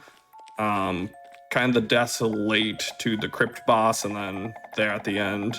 But yeah, we're able to use the magic that they were trying to use to save our father. Yay! To save our bat friend. And then also, our dad now becomes a skeleton. You can see him there. He's the king. And our sister's hanging out with us now. And everyone's friendly. And time is coming up on Fade to Black. Here shortly, once we, once again, do some Metroid Dread level mashing, which is totally just holding button, and time. GG! Yeah, so I was running my time. Yeah, 44:20, that's a solid run. That's, Yeah. That was like I said, amazing. yeah. Once again, it's a very punishing game. You make like one little mistake here and there, you're just losing 15, 20 seconds constantly. That's why like a world record grind is just rough, because you make a mistake and you're just done. And you just showed absolute like prowess on that game. That was so cool to watch. Yeah, it's such a fun game to just play through and run, as like just the movement is just so fun. It's why it always draws me back as a speed game. Like it is constantly, no matter what, when I'm like in speed running, it's kind of, I'm always thinking back to this game because it's just such an enjoyable run to do. I get it. I definitely get it. But yeah, go on. I want to just say thank you for having me on, because I'm really excited to get to show this game off, because it's such a like random indie game most people have probably never heard of. So I love getting the chance to show people this game, because I think it's just, I adore it so much. Yeah, and like I said, it was so much fun to watch, and just kind of figuring out what shows or what games to show for this, it was the art style that drew me in, and then just watching the movement, I was like, all right, yeah, yes, we're doing this. But yeah, Derpy, where can they find you, and what are you currently playing? So you can find me over on twitch.tv, DerpyDragon15. I don't stream a ton right now because I'm a teacher and it's the school year, and so the nights are very rare for me to actually have free. But when I do stream, I do a lot of randomizers. So if you like Kingdom Hearts 2 or Donkey Kong 64 randomizer, Skelattack speedruns, since I've been redoing this, I want to get the world record back. I'm within 10 seconds, so I'm gonna get it here soon. I just need that perfect run. And then I do have some plans for kind of some superhero games. I know we were joking about Batman, but I might be doing a lot of different superhero game content over on my stream. Nice. Yeah. Well, everyone, give GG's one more time for Derpy for that absolutely amazing run. Before we go into our second hydration break, which is pretty much me just walking outside and holding a glass to collect water, just a reminder that if you've missed out on any of our shows or events, make sure you check out the VODs over at youtube.com/GamesDoneQuick. With that, stand up, stretch, get some water, and then we'll be back with our final run of the day, which should be Rebel Transmute. So sit tight, we'll be back. Hello and welcome back, friends, to our final run of today's wonderful Metroidvania Mayhem episode of Express Lane. Before we head over, I have two tiny things I have to mention. First and foremost, you should be joining our official GDQ Discord and add the Hotfix role. That way you can keep up with tabs on upcoming events, talk to staff and showrunners like myself, and a whole bunch more. All you have to do is go into your chat right now. You know where it is. Type !Discord, and you can get a whole bunch more info that way. Lastly, FYI, Games Done Quick is actually looking to expand its games committee. So if you're interested in helping plan mainline GDQ events, all you gotta do is go to gamesdonequick.com/jobs and get some more info on that. But with that, let's head on over to our final run, which is Illegally Sam and Rebel Transmute. So take it away. Hello, everybody. I'm Illegally Sam. And yeah, this is Rebel Transmute, as you just heard. I am joined here by my commentator. Hello, I am Snapkick, Billy Hatcher and the Giant Egg. Unfortunately, that is not the game I am playing here today. This is this is a bit more two-dimensional, because Rebel Transmute is a 2D Metroidvania. That's why you're seeing it here tonight. And yeah, it's indie 2D Metroidvania. It came out earlier this year, back in March. I actually backed this on Kickstarter, and so did Snapkick. Nice. Yeah, back 2 years ago. And then it finally came out, and then we speedran it, and here I am. Yay. That's the TLDR. So Love it. we'll talk more about the game once we actually get into things, so but might as well just get started. So time will start when I clear this autosave text box. So I'll give a quick countdown. So let's get started in 3, 2, 1, let's go. Good luck. Yo. All right, just like every good speedrun, you skip the cutscenes. Absolutely. Of course. We hate story. All right. And so the best part about this game, you were moving right away. Oh, There is very little downtime in this game, and some of the best movements given to you right away with that slide jump. That's what you'll see just a lot through the game is slide and jump, because slide gives you speed burst, and you jump, you conserve it. It gives you a longer jump, faster speed, but at the cost of jump height, so it makes for some really Kino bread and butter movement. Yep. And also, we're 30 seconds of the run. I've already picked up 2 items.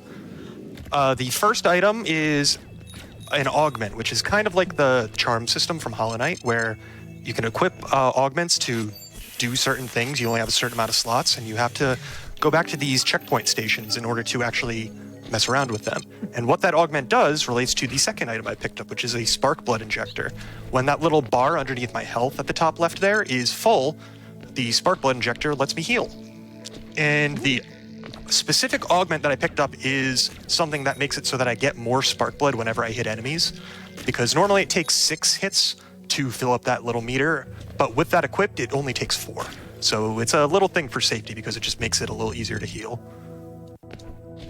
Exactly, and you'll see a lot of mechanics and little things. You can draw parallels to other Metroidvanias, especially your Hollow Knights and your likes here, because to me, this game is a Metroidvania fan's Metroidvania. A lot of very basic things on the surface that come together to create a much more intricate mechanical experience, and a lot of fun little hidden details that, like, you have to play a good number of Metroidvanias to have some amount of appreciation for. Yeah, and it also does have a good number of references in here as well, but we're not exactly going to be seeing all those because that would be slow. Sadly, we cannot see Samus Aran, literally just Samus Aran standing in a location. Wait, We also will what? not see Snap Kick. No. We'll see me. We just won't stop and talk to me. Well, the first one of me, not the Yeah, other there's two of you. Oh, okay. There's two of me in this game. There's fair. That's fair. Looks like, don't worry. It'll make sense at some point, I promise. One was because you were fast. One was because you paid money. What? Man, well, you put it like that. I was about to say, the context, just take whatever context you want on that one. This game was on Oh, Kickstarter. Don't forget. Yeah, it was a Oh, yeah. Kickstarter game. Oh, And they did a speedrun competition early on during this Kickstarter's life, during which both me and Sam participated, and I was a winner, so I now have 2 NPCs named after me. God. All right, so we did briefly talk to an NPC there. That NPC is a story NPC who we will not be coming back to, and we definitely won't see in any other cutscenes, definitely. Definitely. But she was required to open up one of the doors that we walked through. But because we are just moving through all this stuff, we're coming up to the first boss here. If you want to explain what's going on, Snapkick. Yeah, absolutely. So on the way there, before we even go in, you'll notice a lot of really nice just hops across gaps. Slide jump movements, keynote. Now we're coming into Gray Matter. Gray Matter's an interesting boss. It's a 2-phaser. Sam is going to be counting in his head up to about 32. 17. Or out loud, whichever works better for you. 20. And we found I ended up finding a glitch during the demo speed runs that we mentioned before, where if we get this boss's health down to about 32 hits and then wait for it to do a jump attack like that into the left corner exactly, bam, stuck. It just now doesn't do its second phase transition whatsoever, and just stays there. This was something, again, I need to stress, I found this during a demo. I did it in a speed run I submitted that the dev watched. It stayed in the game. All right. And I think that's extremely funny and cool, the dev, Evantor.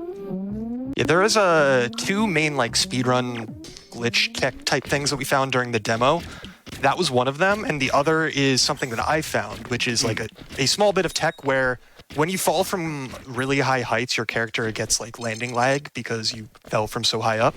But if you were to slide the moment you hit the ground, you can actually cancel that lag, which used to be a lot glitchier. Now it looks a lot more intended because it was, again, it was kept in from the demo. And I believe you also found recently, too, that if you shoot about that same timing, it cancels, right? Yes, so you can cancel with both the slide and by shooting your gun, but at the time we only knew about it with the slide. And they also work slightly differently, where if you do it with the slide, it actually kind of messes with your movement because you can't slide again, so you have to walk. But if you cancel it with your gun, you actually just get full movement back immediately. All right, So before we get into this next big trick here, I just wanted to catch some people up. After we killed that boss, we went in that flower, it gave us our first transmutation, which is our major upgrades, which lets us destroy those purple blocks. Oh my god, you did it first try. You take that one. Yeah, so that was Corey Skip. What I did was I did some weird D-pad shenanigans where I held basically a down left angle, so I was crouching and then jumped into the corner in a really weird way, so that for some reason, if you do that and then slide, it just gives you super speed. I don't know why. It just does. Found by Scorned Lily there in chat, who's actually done a good amount of glitch hunting and strat finding for us. Also I believe the world record holder for Vernal Edge, as I recall. So we have even though really there's only 3 people, mostly Sam, who's run the game, we have a couple people, such as Lily on the side, who's just found really awesome stuff like that. I just like the fact this skip is pretty much summed up by D-pad shenanigans. That's the best way I can describe it. I literally don't have a better way to describe it without like talking for like 5 minutes straight about it. Fair. Just trust me, bro. Trust me, it works. Yep. All right, but this is the next boss. He just kind of jumps around a bunch. The way this boss works is he has 2 attack patterns where he has his normal attack pattern and then he has his rage attack pattern where if you get enough hits on him, he isn't in his normal attack pattern anymore and he has those red particles around him. So he does this rage attack pattern. His rage attack pattern is just he jumps around and shoots those shockwaves at you, which is really easy to avoid and damage him during. And so we basically just have him in his rage the entire fight because it's really easy to damage him during it. And because we hit him so much during every other part of the fight, he never gets to do any normal attacks. Yeah, this is a really gratifying boss to get good at because it's not even necessarily like there's any particular crazy out there tricks. It's just being good with the mechanics as they are, which to speak briefly on that, you'll notice the attack is like, it looks like a gun, but it's a very short range beam. And whenever you hit an enemy, there's like a little bit of knockback from that. And something that a lot of people are kind of mixed on, but personally, I always like it. I think it feels really good. And that boss is like a really good presentation. Just like, you can just style on bosses once you know how to deal with them. Yeah, it takes getting used to, but once you know what you're doing, the combat is very satisfying. Also, now we have an air dash. Yeah. It's an air dash. That's mostly it. Yeah, there's nothing too crazy about this ability because it's exactly what it sounds like. But that's why we had to do quarry skip, because that gap was supposed to be like you can't cross this yet because you don't have an air dash ability. So you have to like go around to the entire area. But yeah, we didn't listen. Yeah, fair.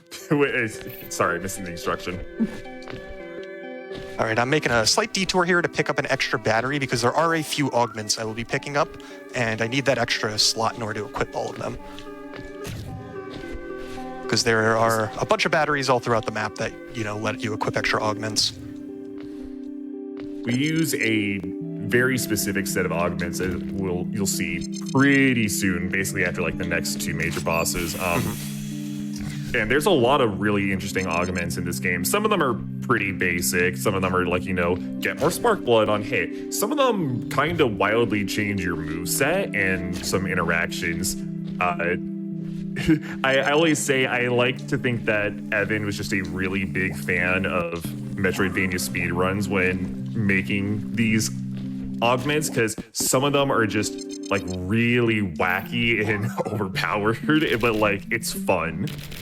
It's really fun, and putting your own style together with them is really, again, just gratifying to do. Yeah, unfortunately, you won't get to see many of them, but you will see a couple. Yeah. All the more reason to go play yourself. Yes. This game is on all major platforms and Steam. Yeah, and you're all playing major consoles. On, Xbox, right? Yes. I am that weird guy who plays multi-platform games on Xbox. I mean, you're talking to someone that does that except for PS5, so... Fair enough. Mood. Yeah, I was about to say... Surrounded by weirdos. Hey. I kid. Just remember, you are not just surrounded, that means you're outnumbered. But so yeah, any particular differences between the console and the PC versions? That they pretty much played out the same. Yeah, they're pretty much the same, except for basically when patches were coming out regularly in the game's launch. It was, they were coming out on PC slightly before console. That was really the only main difference. Which is, pretty regular for that type of thing. Yeah, but because we are able to run the game on current patch, because that is the fastest version of the game, we don't have to worry about down patching or anything. Nice. Sam, you are scaring me. Yeah, no, I just wanted to get to this area here because I can farm spark blood off these dudes and restore some health. There you go. Okay, just don't get roly poly, I beg of you. Don't worry, it's not going to happen this time. So is Commentator's Curse going to kick in first, or is Runner's Curse going to kick in first? Whichever one of us has more malice, I suppose. Yeah, that's a fair point. All right, so we're making a brief detour here to activate this fast travel station. We will need to come back to this area at one point at the very end of the run, basically. And so we activate that now so we can come back quickly. But yeah, you won't be seeing us use that for like another 30 minutes. All right, I was trying to... the best time to heal in this game is basically any time you're waiting for something else to happen. And specifically, the best time to heal is using something that I call a heal cancel, where basically if you enter a loading zone and heal at the same time, you actually heal during the load between rooms. And so you overlap the heal animation with that room transition, and it just, saves you some time. All right, here's the next boss. Phase 1 is the most interesting boss fight in the entire game. How do you feel about pogo sticks? Me personally, pretty big fan. I'm quickly becoming a pretty big fan right now. As you should be. Look at this riveting gameplay. And There we go. unfortunate. Oh, lucky spawn with the bug. Yeah, I unfortunately took a bit of damage, so I'm going to heal to be safe. But this is the Sniper Moth. You'll see why he's called the Sniper Moth. Pretty quick. Oh. Ah. Yeah, I don't actually remember the real names of like half the bosses, so I just called them something else. Revolver Moth a lot. Yes. Very intensive fight as from a speedrun perspective, because it's pretty tight, but you can 2 or 3 cycle this fight. It generally stays down on the ground for a set amount of time, so you really have to pound away on it quickly and efficiently. Yeah, there's a lot more to this boss fight than it looks, because it is kind of even possible to one-cycle it, but also kind of not, and it's actually bad if you accidentally do it because it loses you time. So, But thankfully I got a clean 2 cycle, so it doesn't really matter. so I'm a horrible person, and since you mentioned Revolver Moth a lot, I'll have to say, so while you're playing that, do you look at that fight and go, what a thrill? With darkness and silence through the night. Ah. If I'm having a really bad run, it's more like the only thing I know for real. Also, this game has the best mechanic that any Metroidvania can have, a force respawn. Where you just intentionally die. Literally just a force respawn button in the main menu. It is used for exactly what you think it's for. It is a teleport. That is kind of ingenious. It's great. As a debug feature, awesome. Especially even as a casual feature, if you're going somewhere and you're like, I'm lost a million miles away from the last save and I can't find something, or I can't be bothered to just smash my head against an enemy, bam, force respawn. You were gonna do it anyways if you wanted to. May as well make it easy. Yeah, For a speedrun though. to talk about how death works in this game a little bit, if you die, you go back to the last checkpoint that you used. And so obviously we use specific checkpoints to cut down on backtracking. But it also works in a way where if you die, you lose one of your health. And you have to go back to where you died in order to pick that health back up, so that you would only have 3 max health if you don't do that. But you can also spend 50 money at a checkpoint to just get it back instantly. And that's what I did there. That's one of the 2 reasons why I've been collecting money this entire time. But the other reason is I'll be getting a damage upgrade later, which is the main reason I've been getting money, and I can't get enough money to do that if I don't also pay to get my health cores back, so that is why I do both. But yeah, it's a nice. It's definitely one of those things that isn't in theory entirely necessary for the run, but it literally just ups your damage. So as far as we're concerned, it feels like it's super worth going for. all right, these guys are being a little annoying, get in the way. Also, we didn't mention it, but that last boss gave us a bomb. Oh yeah. Kind of forgot to mention that. So the bomb's a little more interesting at the very least because, yeah, it breaks open some blocks that didn't break before. It does damage. It also propels you in kind of a video gamey way you think it would. So on top of being, just a way to easily increase your damage by just throwing it at enemies as you fight them, you can straight up use it as propulsion. And as you'll see later on, we have optimized this. Yeah, but the bomb is incredibly useful during this fight because this guy just likes not being in range, and the bomb kind of just shoots all the way across the screen and beyond. So it's really easy to hit this guy with the bomb, even when it's not easy to hit him with anything else. Yeah, when the guy goes like bright blue like that, all of your hits knock him about like crazy. So that short range gun starts to be feeling a little stubby here without the bomb. Yeah, so you basically, if you do enough damage, you like get certain attack patterns, and after doing enough damage, he turns dark blue like that. You want him to just stay dark blue the entire fight once you get him to turn the first time, like that. Yeah. That boss fight is very difficult to do quickly, so I'm glad that went well. Yeah, that was really good, GG. But as a reward for beating that boss, we get even more movement. Because we weren't schmoving enough. Oh, clearly not. Not nearly enough. Now, you seen Bread and Butter. Who's ready for Bread and Butter Part 2? Electric Boogaloo. Because now we can do this. Yeet. Oh, jeez. So, you'll probably see it used a little bit here, like right off the top of the enemy. That bounce doesn't normally go that high. You can kind of see how high the bounce goes when he bounces off those enemies. That's normal. However, it's been found that if you press a jump input at like a very specific time after starting a jump, like super tight input, you just get sent sky high. Just a free super bounce right there. Additionally, for a more intended mechanic, you can bounce off of bombs that you've placed on the ground, on enemies, on the wall, to also send you higher. That's the intended, like, secret mechanic that the game never tells you about. It also isn't ever necessary, but it's just like a really cool thing and super, super useful. So imagine our glee when we put 2 and 2 together. You'll see where that goes. All right, I got some. I got roly-poly-olied a little bit there. No. Oh, a very scary time to have low health too. This next room is fun. Yeah, I don't like going into this room with any less than 3 health. It usually goes fine, and I don't need all that health, but there's no point in playing it risky. Gotcha. Yeah, so here's going to be an example of using bomb and super jump in conjunction just a little bit. And we can just fly up to the top left of that room there and get our first major augment. Yes, this is the nomadic compressor. This gives us a double jump.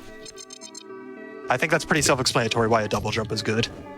Yeah, a little more like a hover than a straight double jump, but yeah, it's extremely useful.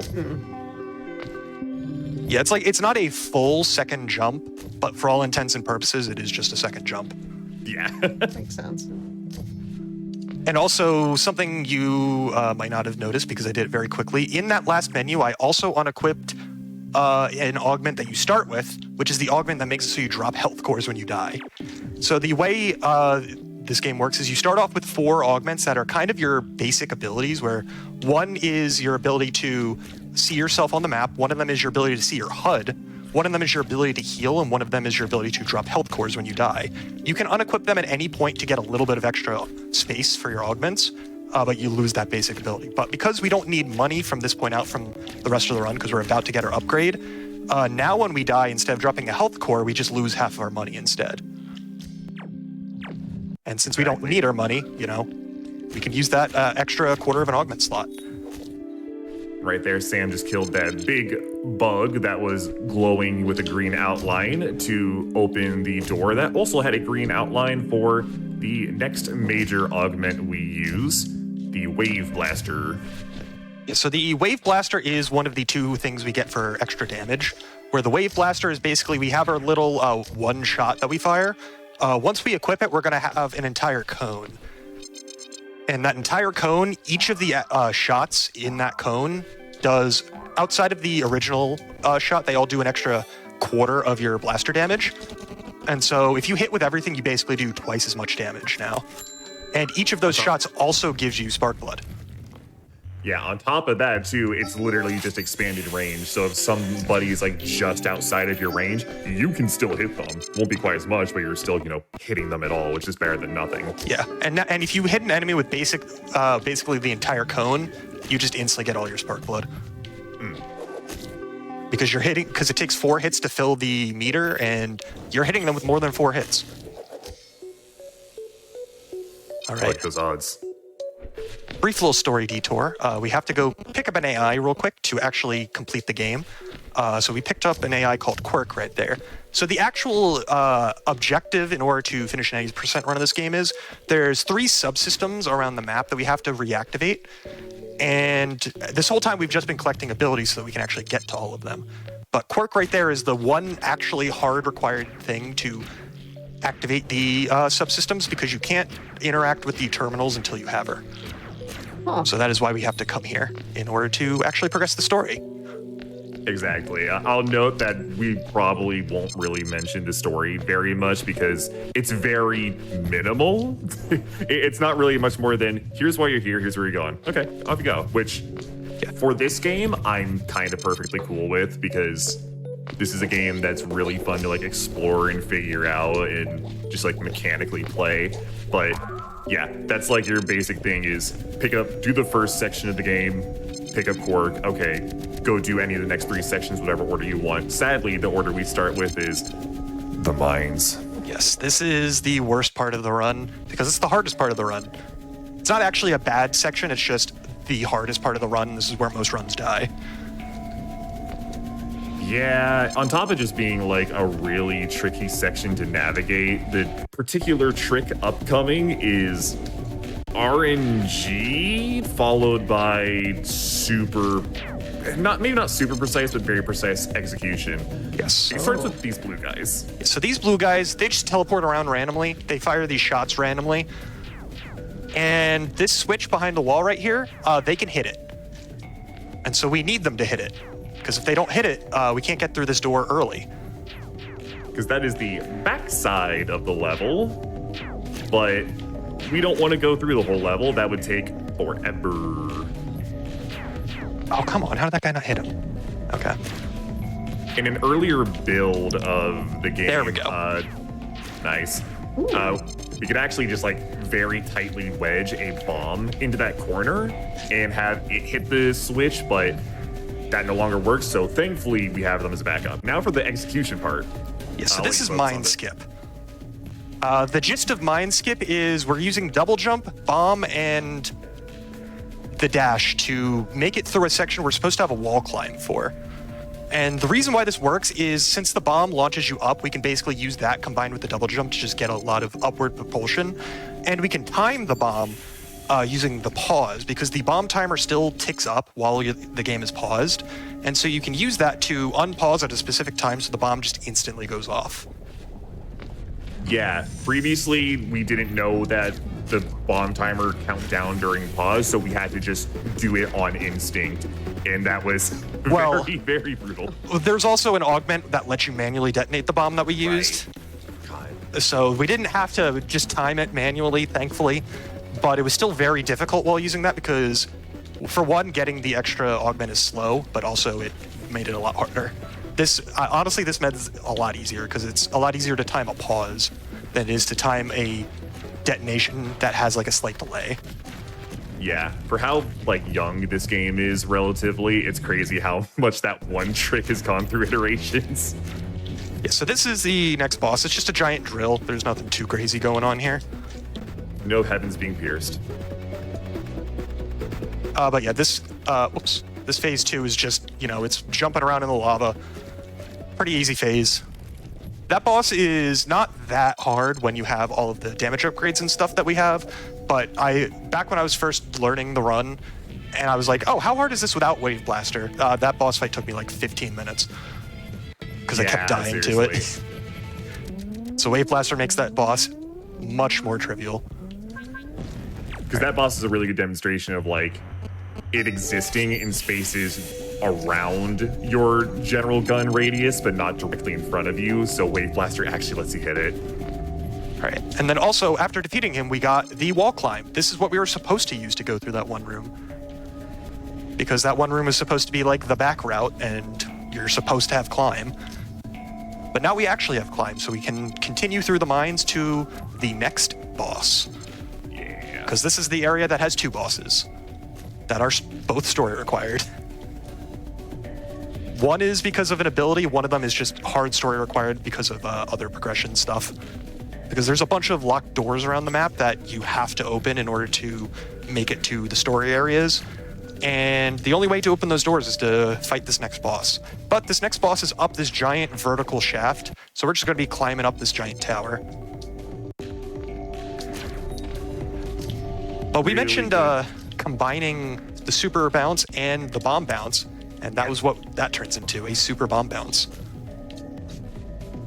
This is where all of that vertical climb tech really comes into play and just absolutely dunks on what is otherwise an extremely hard level to get through. Yeah, this section is unironically really, really difficult to platform through. And if it wasn't for all of the movement tech that we have, it would be even harder. All right, but this is the next boss. This is Cerebellum. It's a giant floating brain in a jar. It's actually a head. It's not just a brain, but it is still a giant floating head. It's a Beyblade. Not until phase 2. Right. Sorry. Right Yes. now it's also Revolver Ocelot. Now I'm just picturing Ocelot's head on a Beyblade. You spin pretty good. You know Ocelot would play Beyblade. With how Who's to I say like he to didn't? believe it. he spins his revolvers. Anything that spins, he's like, I'm in. Yeah, this boss is not the hardest boss in the game, but it is very, very difficult to do this boss quickly. Because it Yeah, just it's- keeps floating around the arena, and you have to chase after it a whole bunch. And if you chase after it too aggressively, well, you'll just keep getting hit. It's a really fine balance, just very floaty movement, very random movement. And if it decides to go to the lower parts, where, now it's a Beyblade. If it goes to the lower parts, you really just kind of have to decide, do I want to chase it or I want to just wait till I can hit it safely? Yeah, and it's like during the attack where it's like shooting a bunch of shots at you with all those targets, it's like you can choose to like chase after it and try and do damage, or you just safely dodge everything.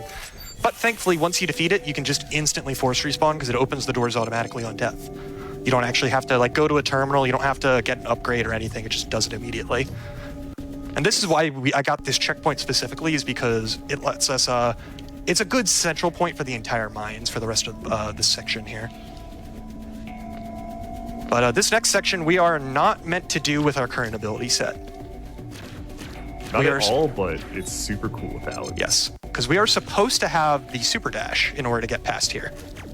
So kind of like the crystal dash in Hollow Knight. That's the best way for me to describe it.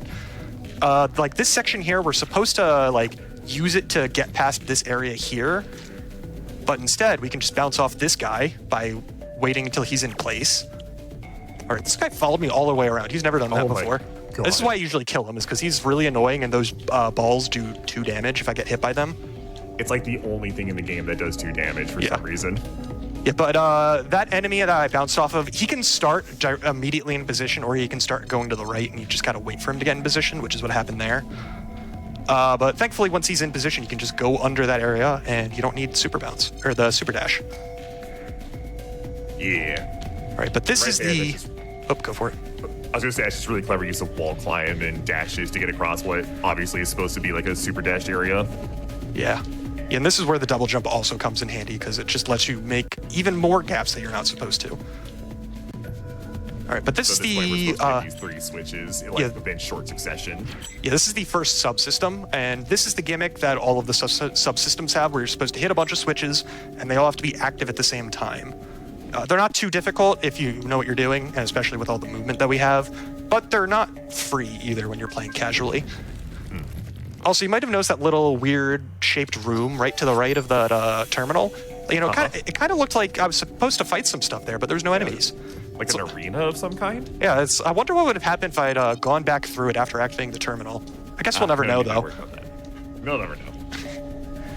Yeah, all of the subsystems have those rooms where on the way out they're like ambush fights where you're supposed to do a wave fight afterwards. But by force respawning back to the last checkpoint, you just skip them entirely and you don't have to do them. All right, but now we get to leave the mines. We're finally done. And Hooray. Honestly, it went really well. I'm pretty happy with that mines. Yeah, no, that was extremely good. Mines can be like a difference of 5 minutes at the very least based on how poorly it decides to go. Yeah, I can hear the reference- love in your voice, Snap, when you talk about the mines. The absolute love. For reference, I have the world record in this category at a 45:51. And in that PB, I lost almost 2 minutes to mine skip because of RNG and bad execution. It's that bad. Oh my gosh. Because if you take too much damage, you have to go out of your way to get a checkpoint, which loses you 30 seconds in addition to everything else. And it brings up a good point that there are like other checkpoints to go for throughout the run based on safety and preference, which I really, really enjoy.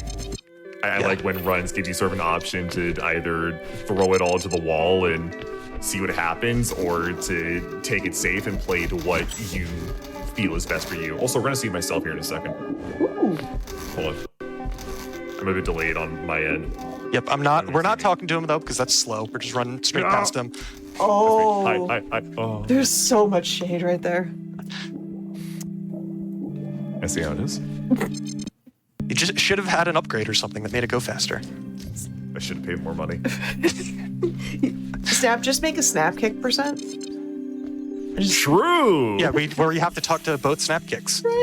I am the board admin. I can do that. Oh no. All right, so this checkpoint I grabbed here is the central location for the rest of the run. This is the last checkpoint we're going to be grabbing outside of a safety checkpoint before the final boss. This is where we're going to be coming back to on every force respawn from here on out, because this is the best place to go from for every other spot in the run that we're going to. Makes a really convenient central hub, because on top of just having the checkpoint there's one of those teleport stations that we picked up earlier nearby, and the tram itself with the open door is a different teleport station. Ooh, unfortunate. Yeah. Let me just heal to be safe. Thankfully, this next room has a bunch of weak enemies that I can get my spark blood back on if I need to. All right. And then giant tunnel, so we can just fall down using bounce, because bounce falls faster than normal movement. Also, this little switch here, we're not supposed to hit it, but the bomb can hit it through the wall, so you can just go here early. Ooh, I like that. Yeah, because the intended route through this water area is there's a terminal to the right somewhere, and what that terminal does is it opens a few valves, and then those valves like cover up pipe entrances, and you're supposed to open up those valves, go through those pipes, and that's how you're supposed to go through this area. And this route we're taking is like a back way that you're supposed to do like after you do all of that, essentially. But by hitting that switch early, we don't actually need to open any of those valves because this path is just open. This is one of those games where if you stop and ask yourself, like, wait, why wouldn't this work? You're generally going to be rewarded more often than not. It's very nice. But we got one more wave fight because of that's just what is on this path. We gotta deal with these guys. The horrid tongue dogs. Yeah, I know. I don't know what they are, but they're not fun. I dislike them greatly. Thankfully, they are not the hardest things to kill. All right, but I did mention this is the water area, and I'm not like that wasn't an exaggeration. This is actually the water area. This is the basin, and because of that, we're gonna go fight a boss to go get the ability to swim, because we need it in order to actually make it through the next couple sections. That's fair. We need to teach the character Moon how to do a doggy paddle. She'll drown otherwise. The suit's heavy. Right? It's pretty heavy. All right, this is the easiest boss in the game. This is the Barathrum, or just the fish boss, as we call him. Fish. Yeah, so he attacks you, and then he leaves the screen, and he leaves the screen for long enough in between every attack that you can heal. So when I say this is the easiest boss, it's because you are always able to heal. You're at basically no risk of dying, as long as you don't make any mistakes that are like really dumb. It's But- extremely funny because if you engage with this boss on like, you know, the way you think you would, trying to dodge platform to platform, move out of your way, you're making it harder. Just stand there. Just stand there and take it. You're good. Yeah, and with the damage upgrades that we have, he also does not have a lot of health. he goes down extremely quickly.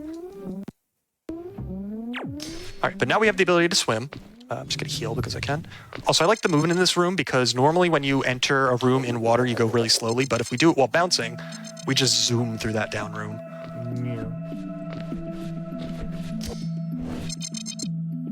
All right, so this room has these platforms like coming in and out on a cycle.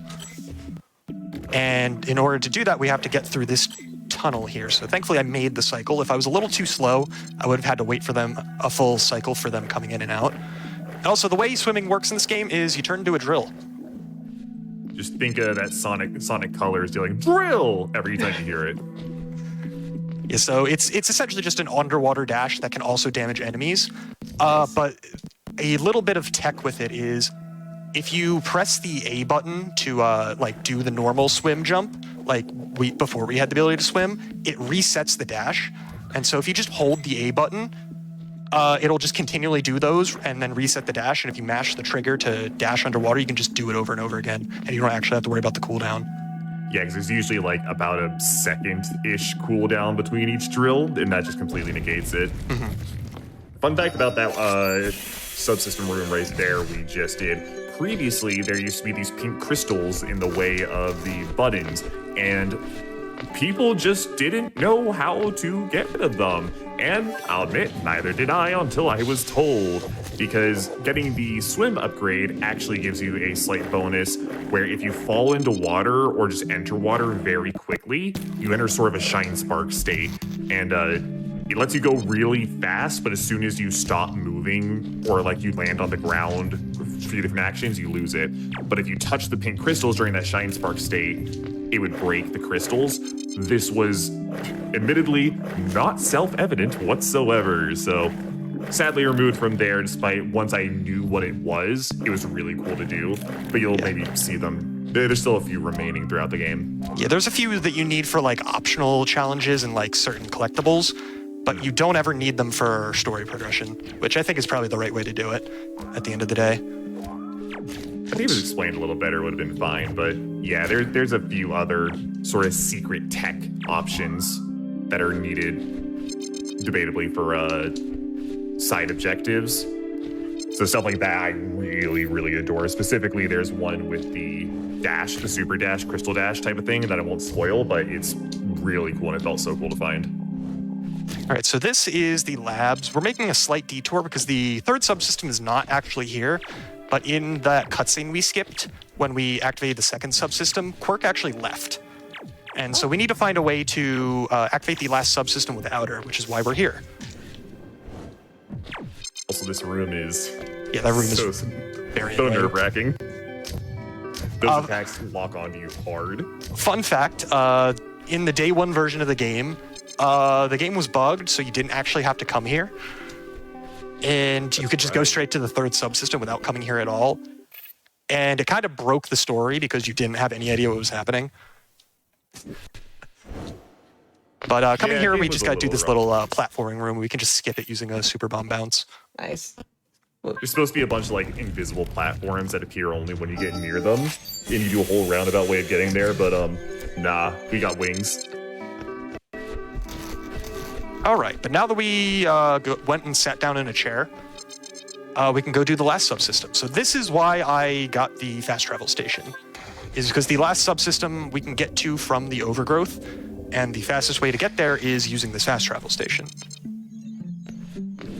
Because this last subsystem is in the area where we're supposed to get the super dash. But because, we're not going to do that, we don't actually have to fight any bosses here. We can just go finish the area, making it the quickest subsystem by far.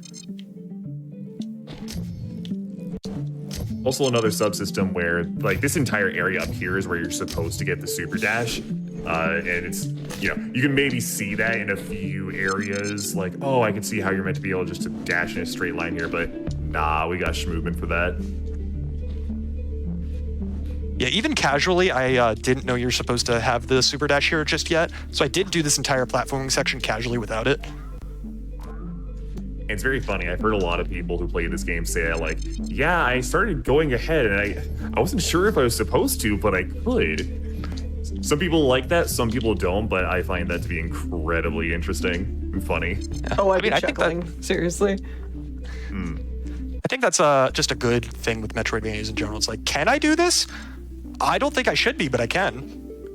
Exactly. I mean, looking at just the tome of tricks that just Super Metroid alone has, that's pretty much what happened for a lot of those being found. Of just, let's just see. Let's just find out. And I got the double terminal cutscene glitch where for some reason it just plays that cutscene twice and you have to skip it twice. It's a very important cutscene. All right, so now that we don't have Quirk, we have to reactivate the subsystem ourselves, so we're in the system. And in order to do it, we have to kill 3 enemies and it'll like let us get up to the final portal. Or we could just do this. Hello, yeet. Oh my god. Because the portal's always open, it's just there's no platforms to get to it.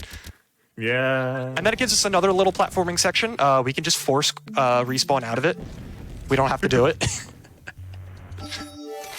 And we can go to the final boss now. I see your second platforming section. How about instead I force respawn? Bye. God, I love that. Right, and then we can use the subway system here to get there faster. Because like I said, we are going directly to the final boss. There is nothing else to do for this run except get through this one room, because that room is actually a little annoying. And I will be grabbing the safety checkpoint here, just in case I mess up the final boss. Yeah, this final boss is not a joke. Yeah. Normally during like PB attempts, obviously, it's if I die to the final boss, the run's dead anyway, so who needs the checkpoint? But this is not a PB attempt. So Yeah, we're gonna grab it for stress the safety. point. Well, when I first casually played this game, I only was able to beat this boss using a unintended one-hit kill glitch that I found by complete random. It took me until I was doing runs to actually learn how to beat the boss. It is tough. All right, so this is the final boss. This is Hive. Funny little blobby guy. Yeah, so he teleports around a bunch. He has a few attacks. Some of them are annoying. And yeah, this phase 1 is just, he's going to be teleporting around a bunch and doing a whole bunch of attacks, so I just got to get damage in whenever I can. He's also a fan of the Beyblade. I noticed. So in this point in the story, would Revolver Ocelot be Liquid Ocelot? That's all. I've only played MGS1, I'm gonna be real with you. Oh man, you're missing. I don't know. We'll just say yes. I know I am. But yeah, definitely not. And Raiden is fighting Senator Armstrong.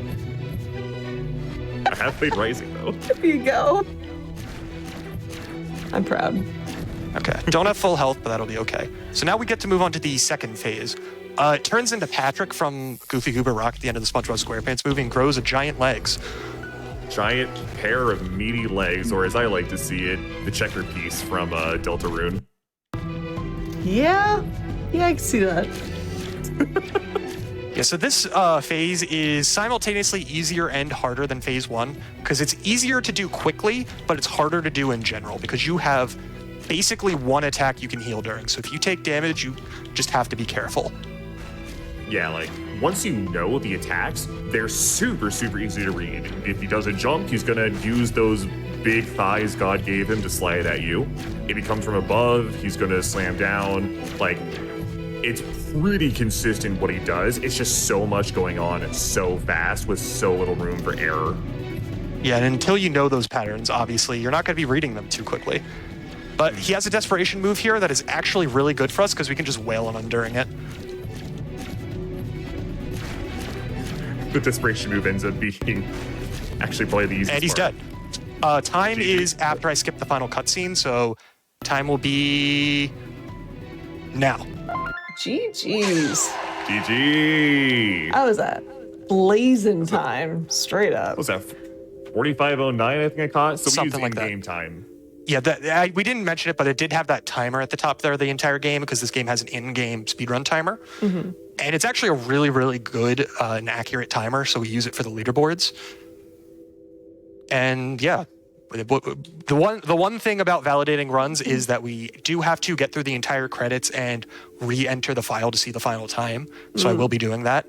Please Because do. Because I think you might be happy with the time. that was world record. That was a world record. Wait, what? That was a world record. By No joke. by about 40 seconds. I had to pull up SRC to double check he actually just hit world record. Yeah, actually. Yeah. What? Okay, look, there's my Actually, name. yeah. There's my name in the credits. Your IGT matched the RTA. Okay. All right. Let's go. It's that easy.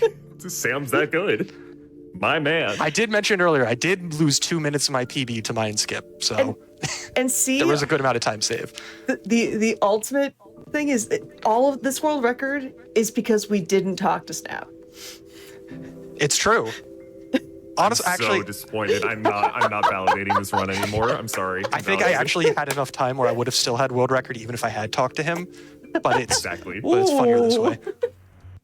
All right, let's load back into the file. Final time was 45:10 seconds, 0.15. Oh my lord. For reference, Ooh. previous record was 45, 45 minutes, 51. 51 seconds. And so I was like, yeah, the fact that your RTA on this was faster than your IGT world record on the board. Wow. Yeah. Nah, you mentioned you lost 2 minutes to mine skip. You probably still lost like what 20 to 30 seconds there, but Yeah. you got it. Yeah, You got it. the Still enemies way quicker. were not as nice as they could have been. I've had better, but they were nice enough. Because That's insane. That is I've- amazing. I've legitimately lost like 2 minutes to RNG on mine skip before, so thankfully that did not happen. Well, GG's. Heck yeah, world record. And yeah, chat's loving it already because, yeah, it's just awesome. Really quickly, where can they find you? What are you doing right now? Well, I mean, like not right now, but later.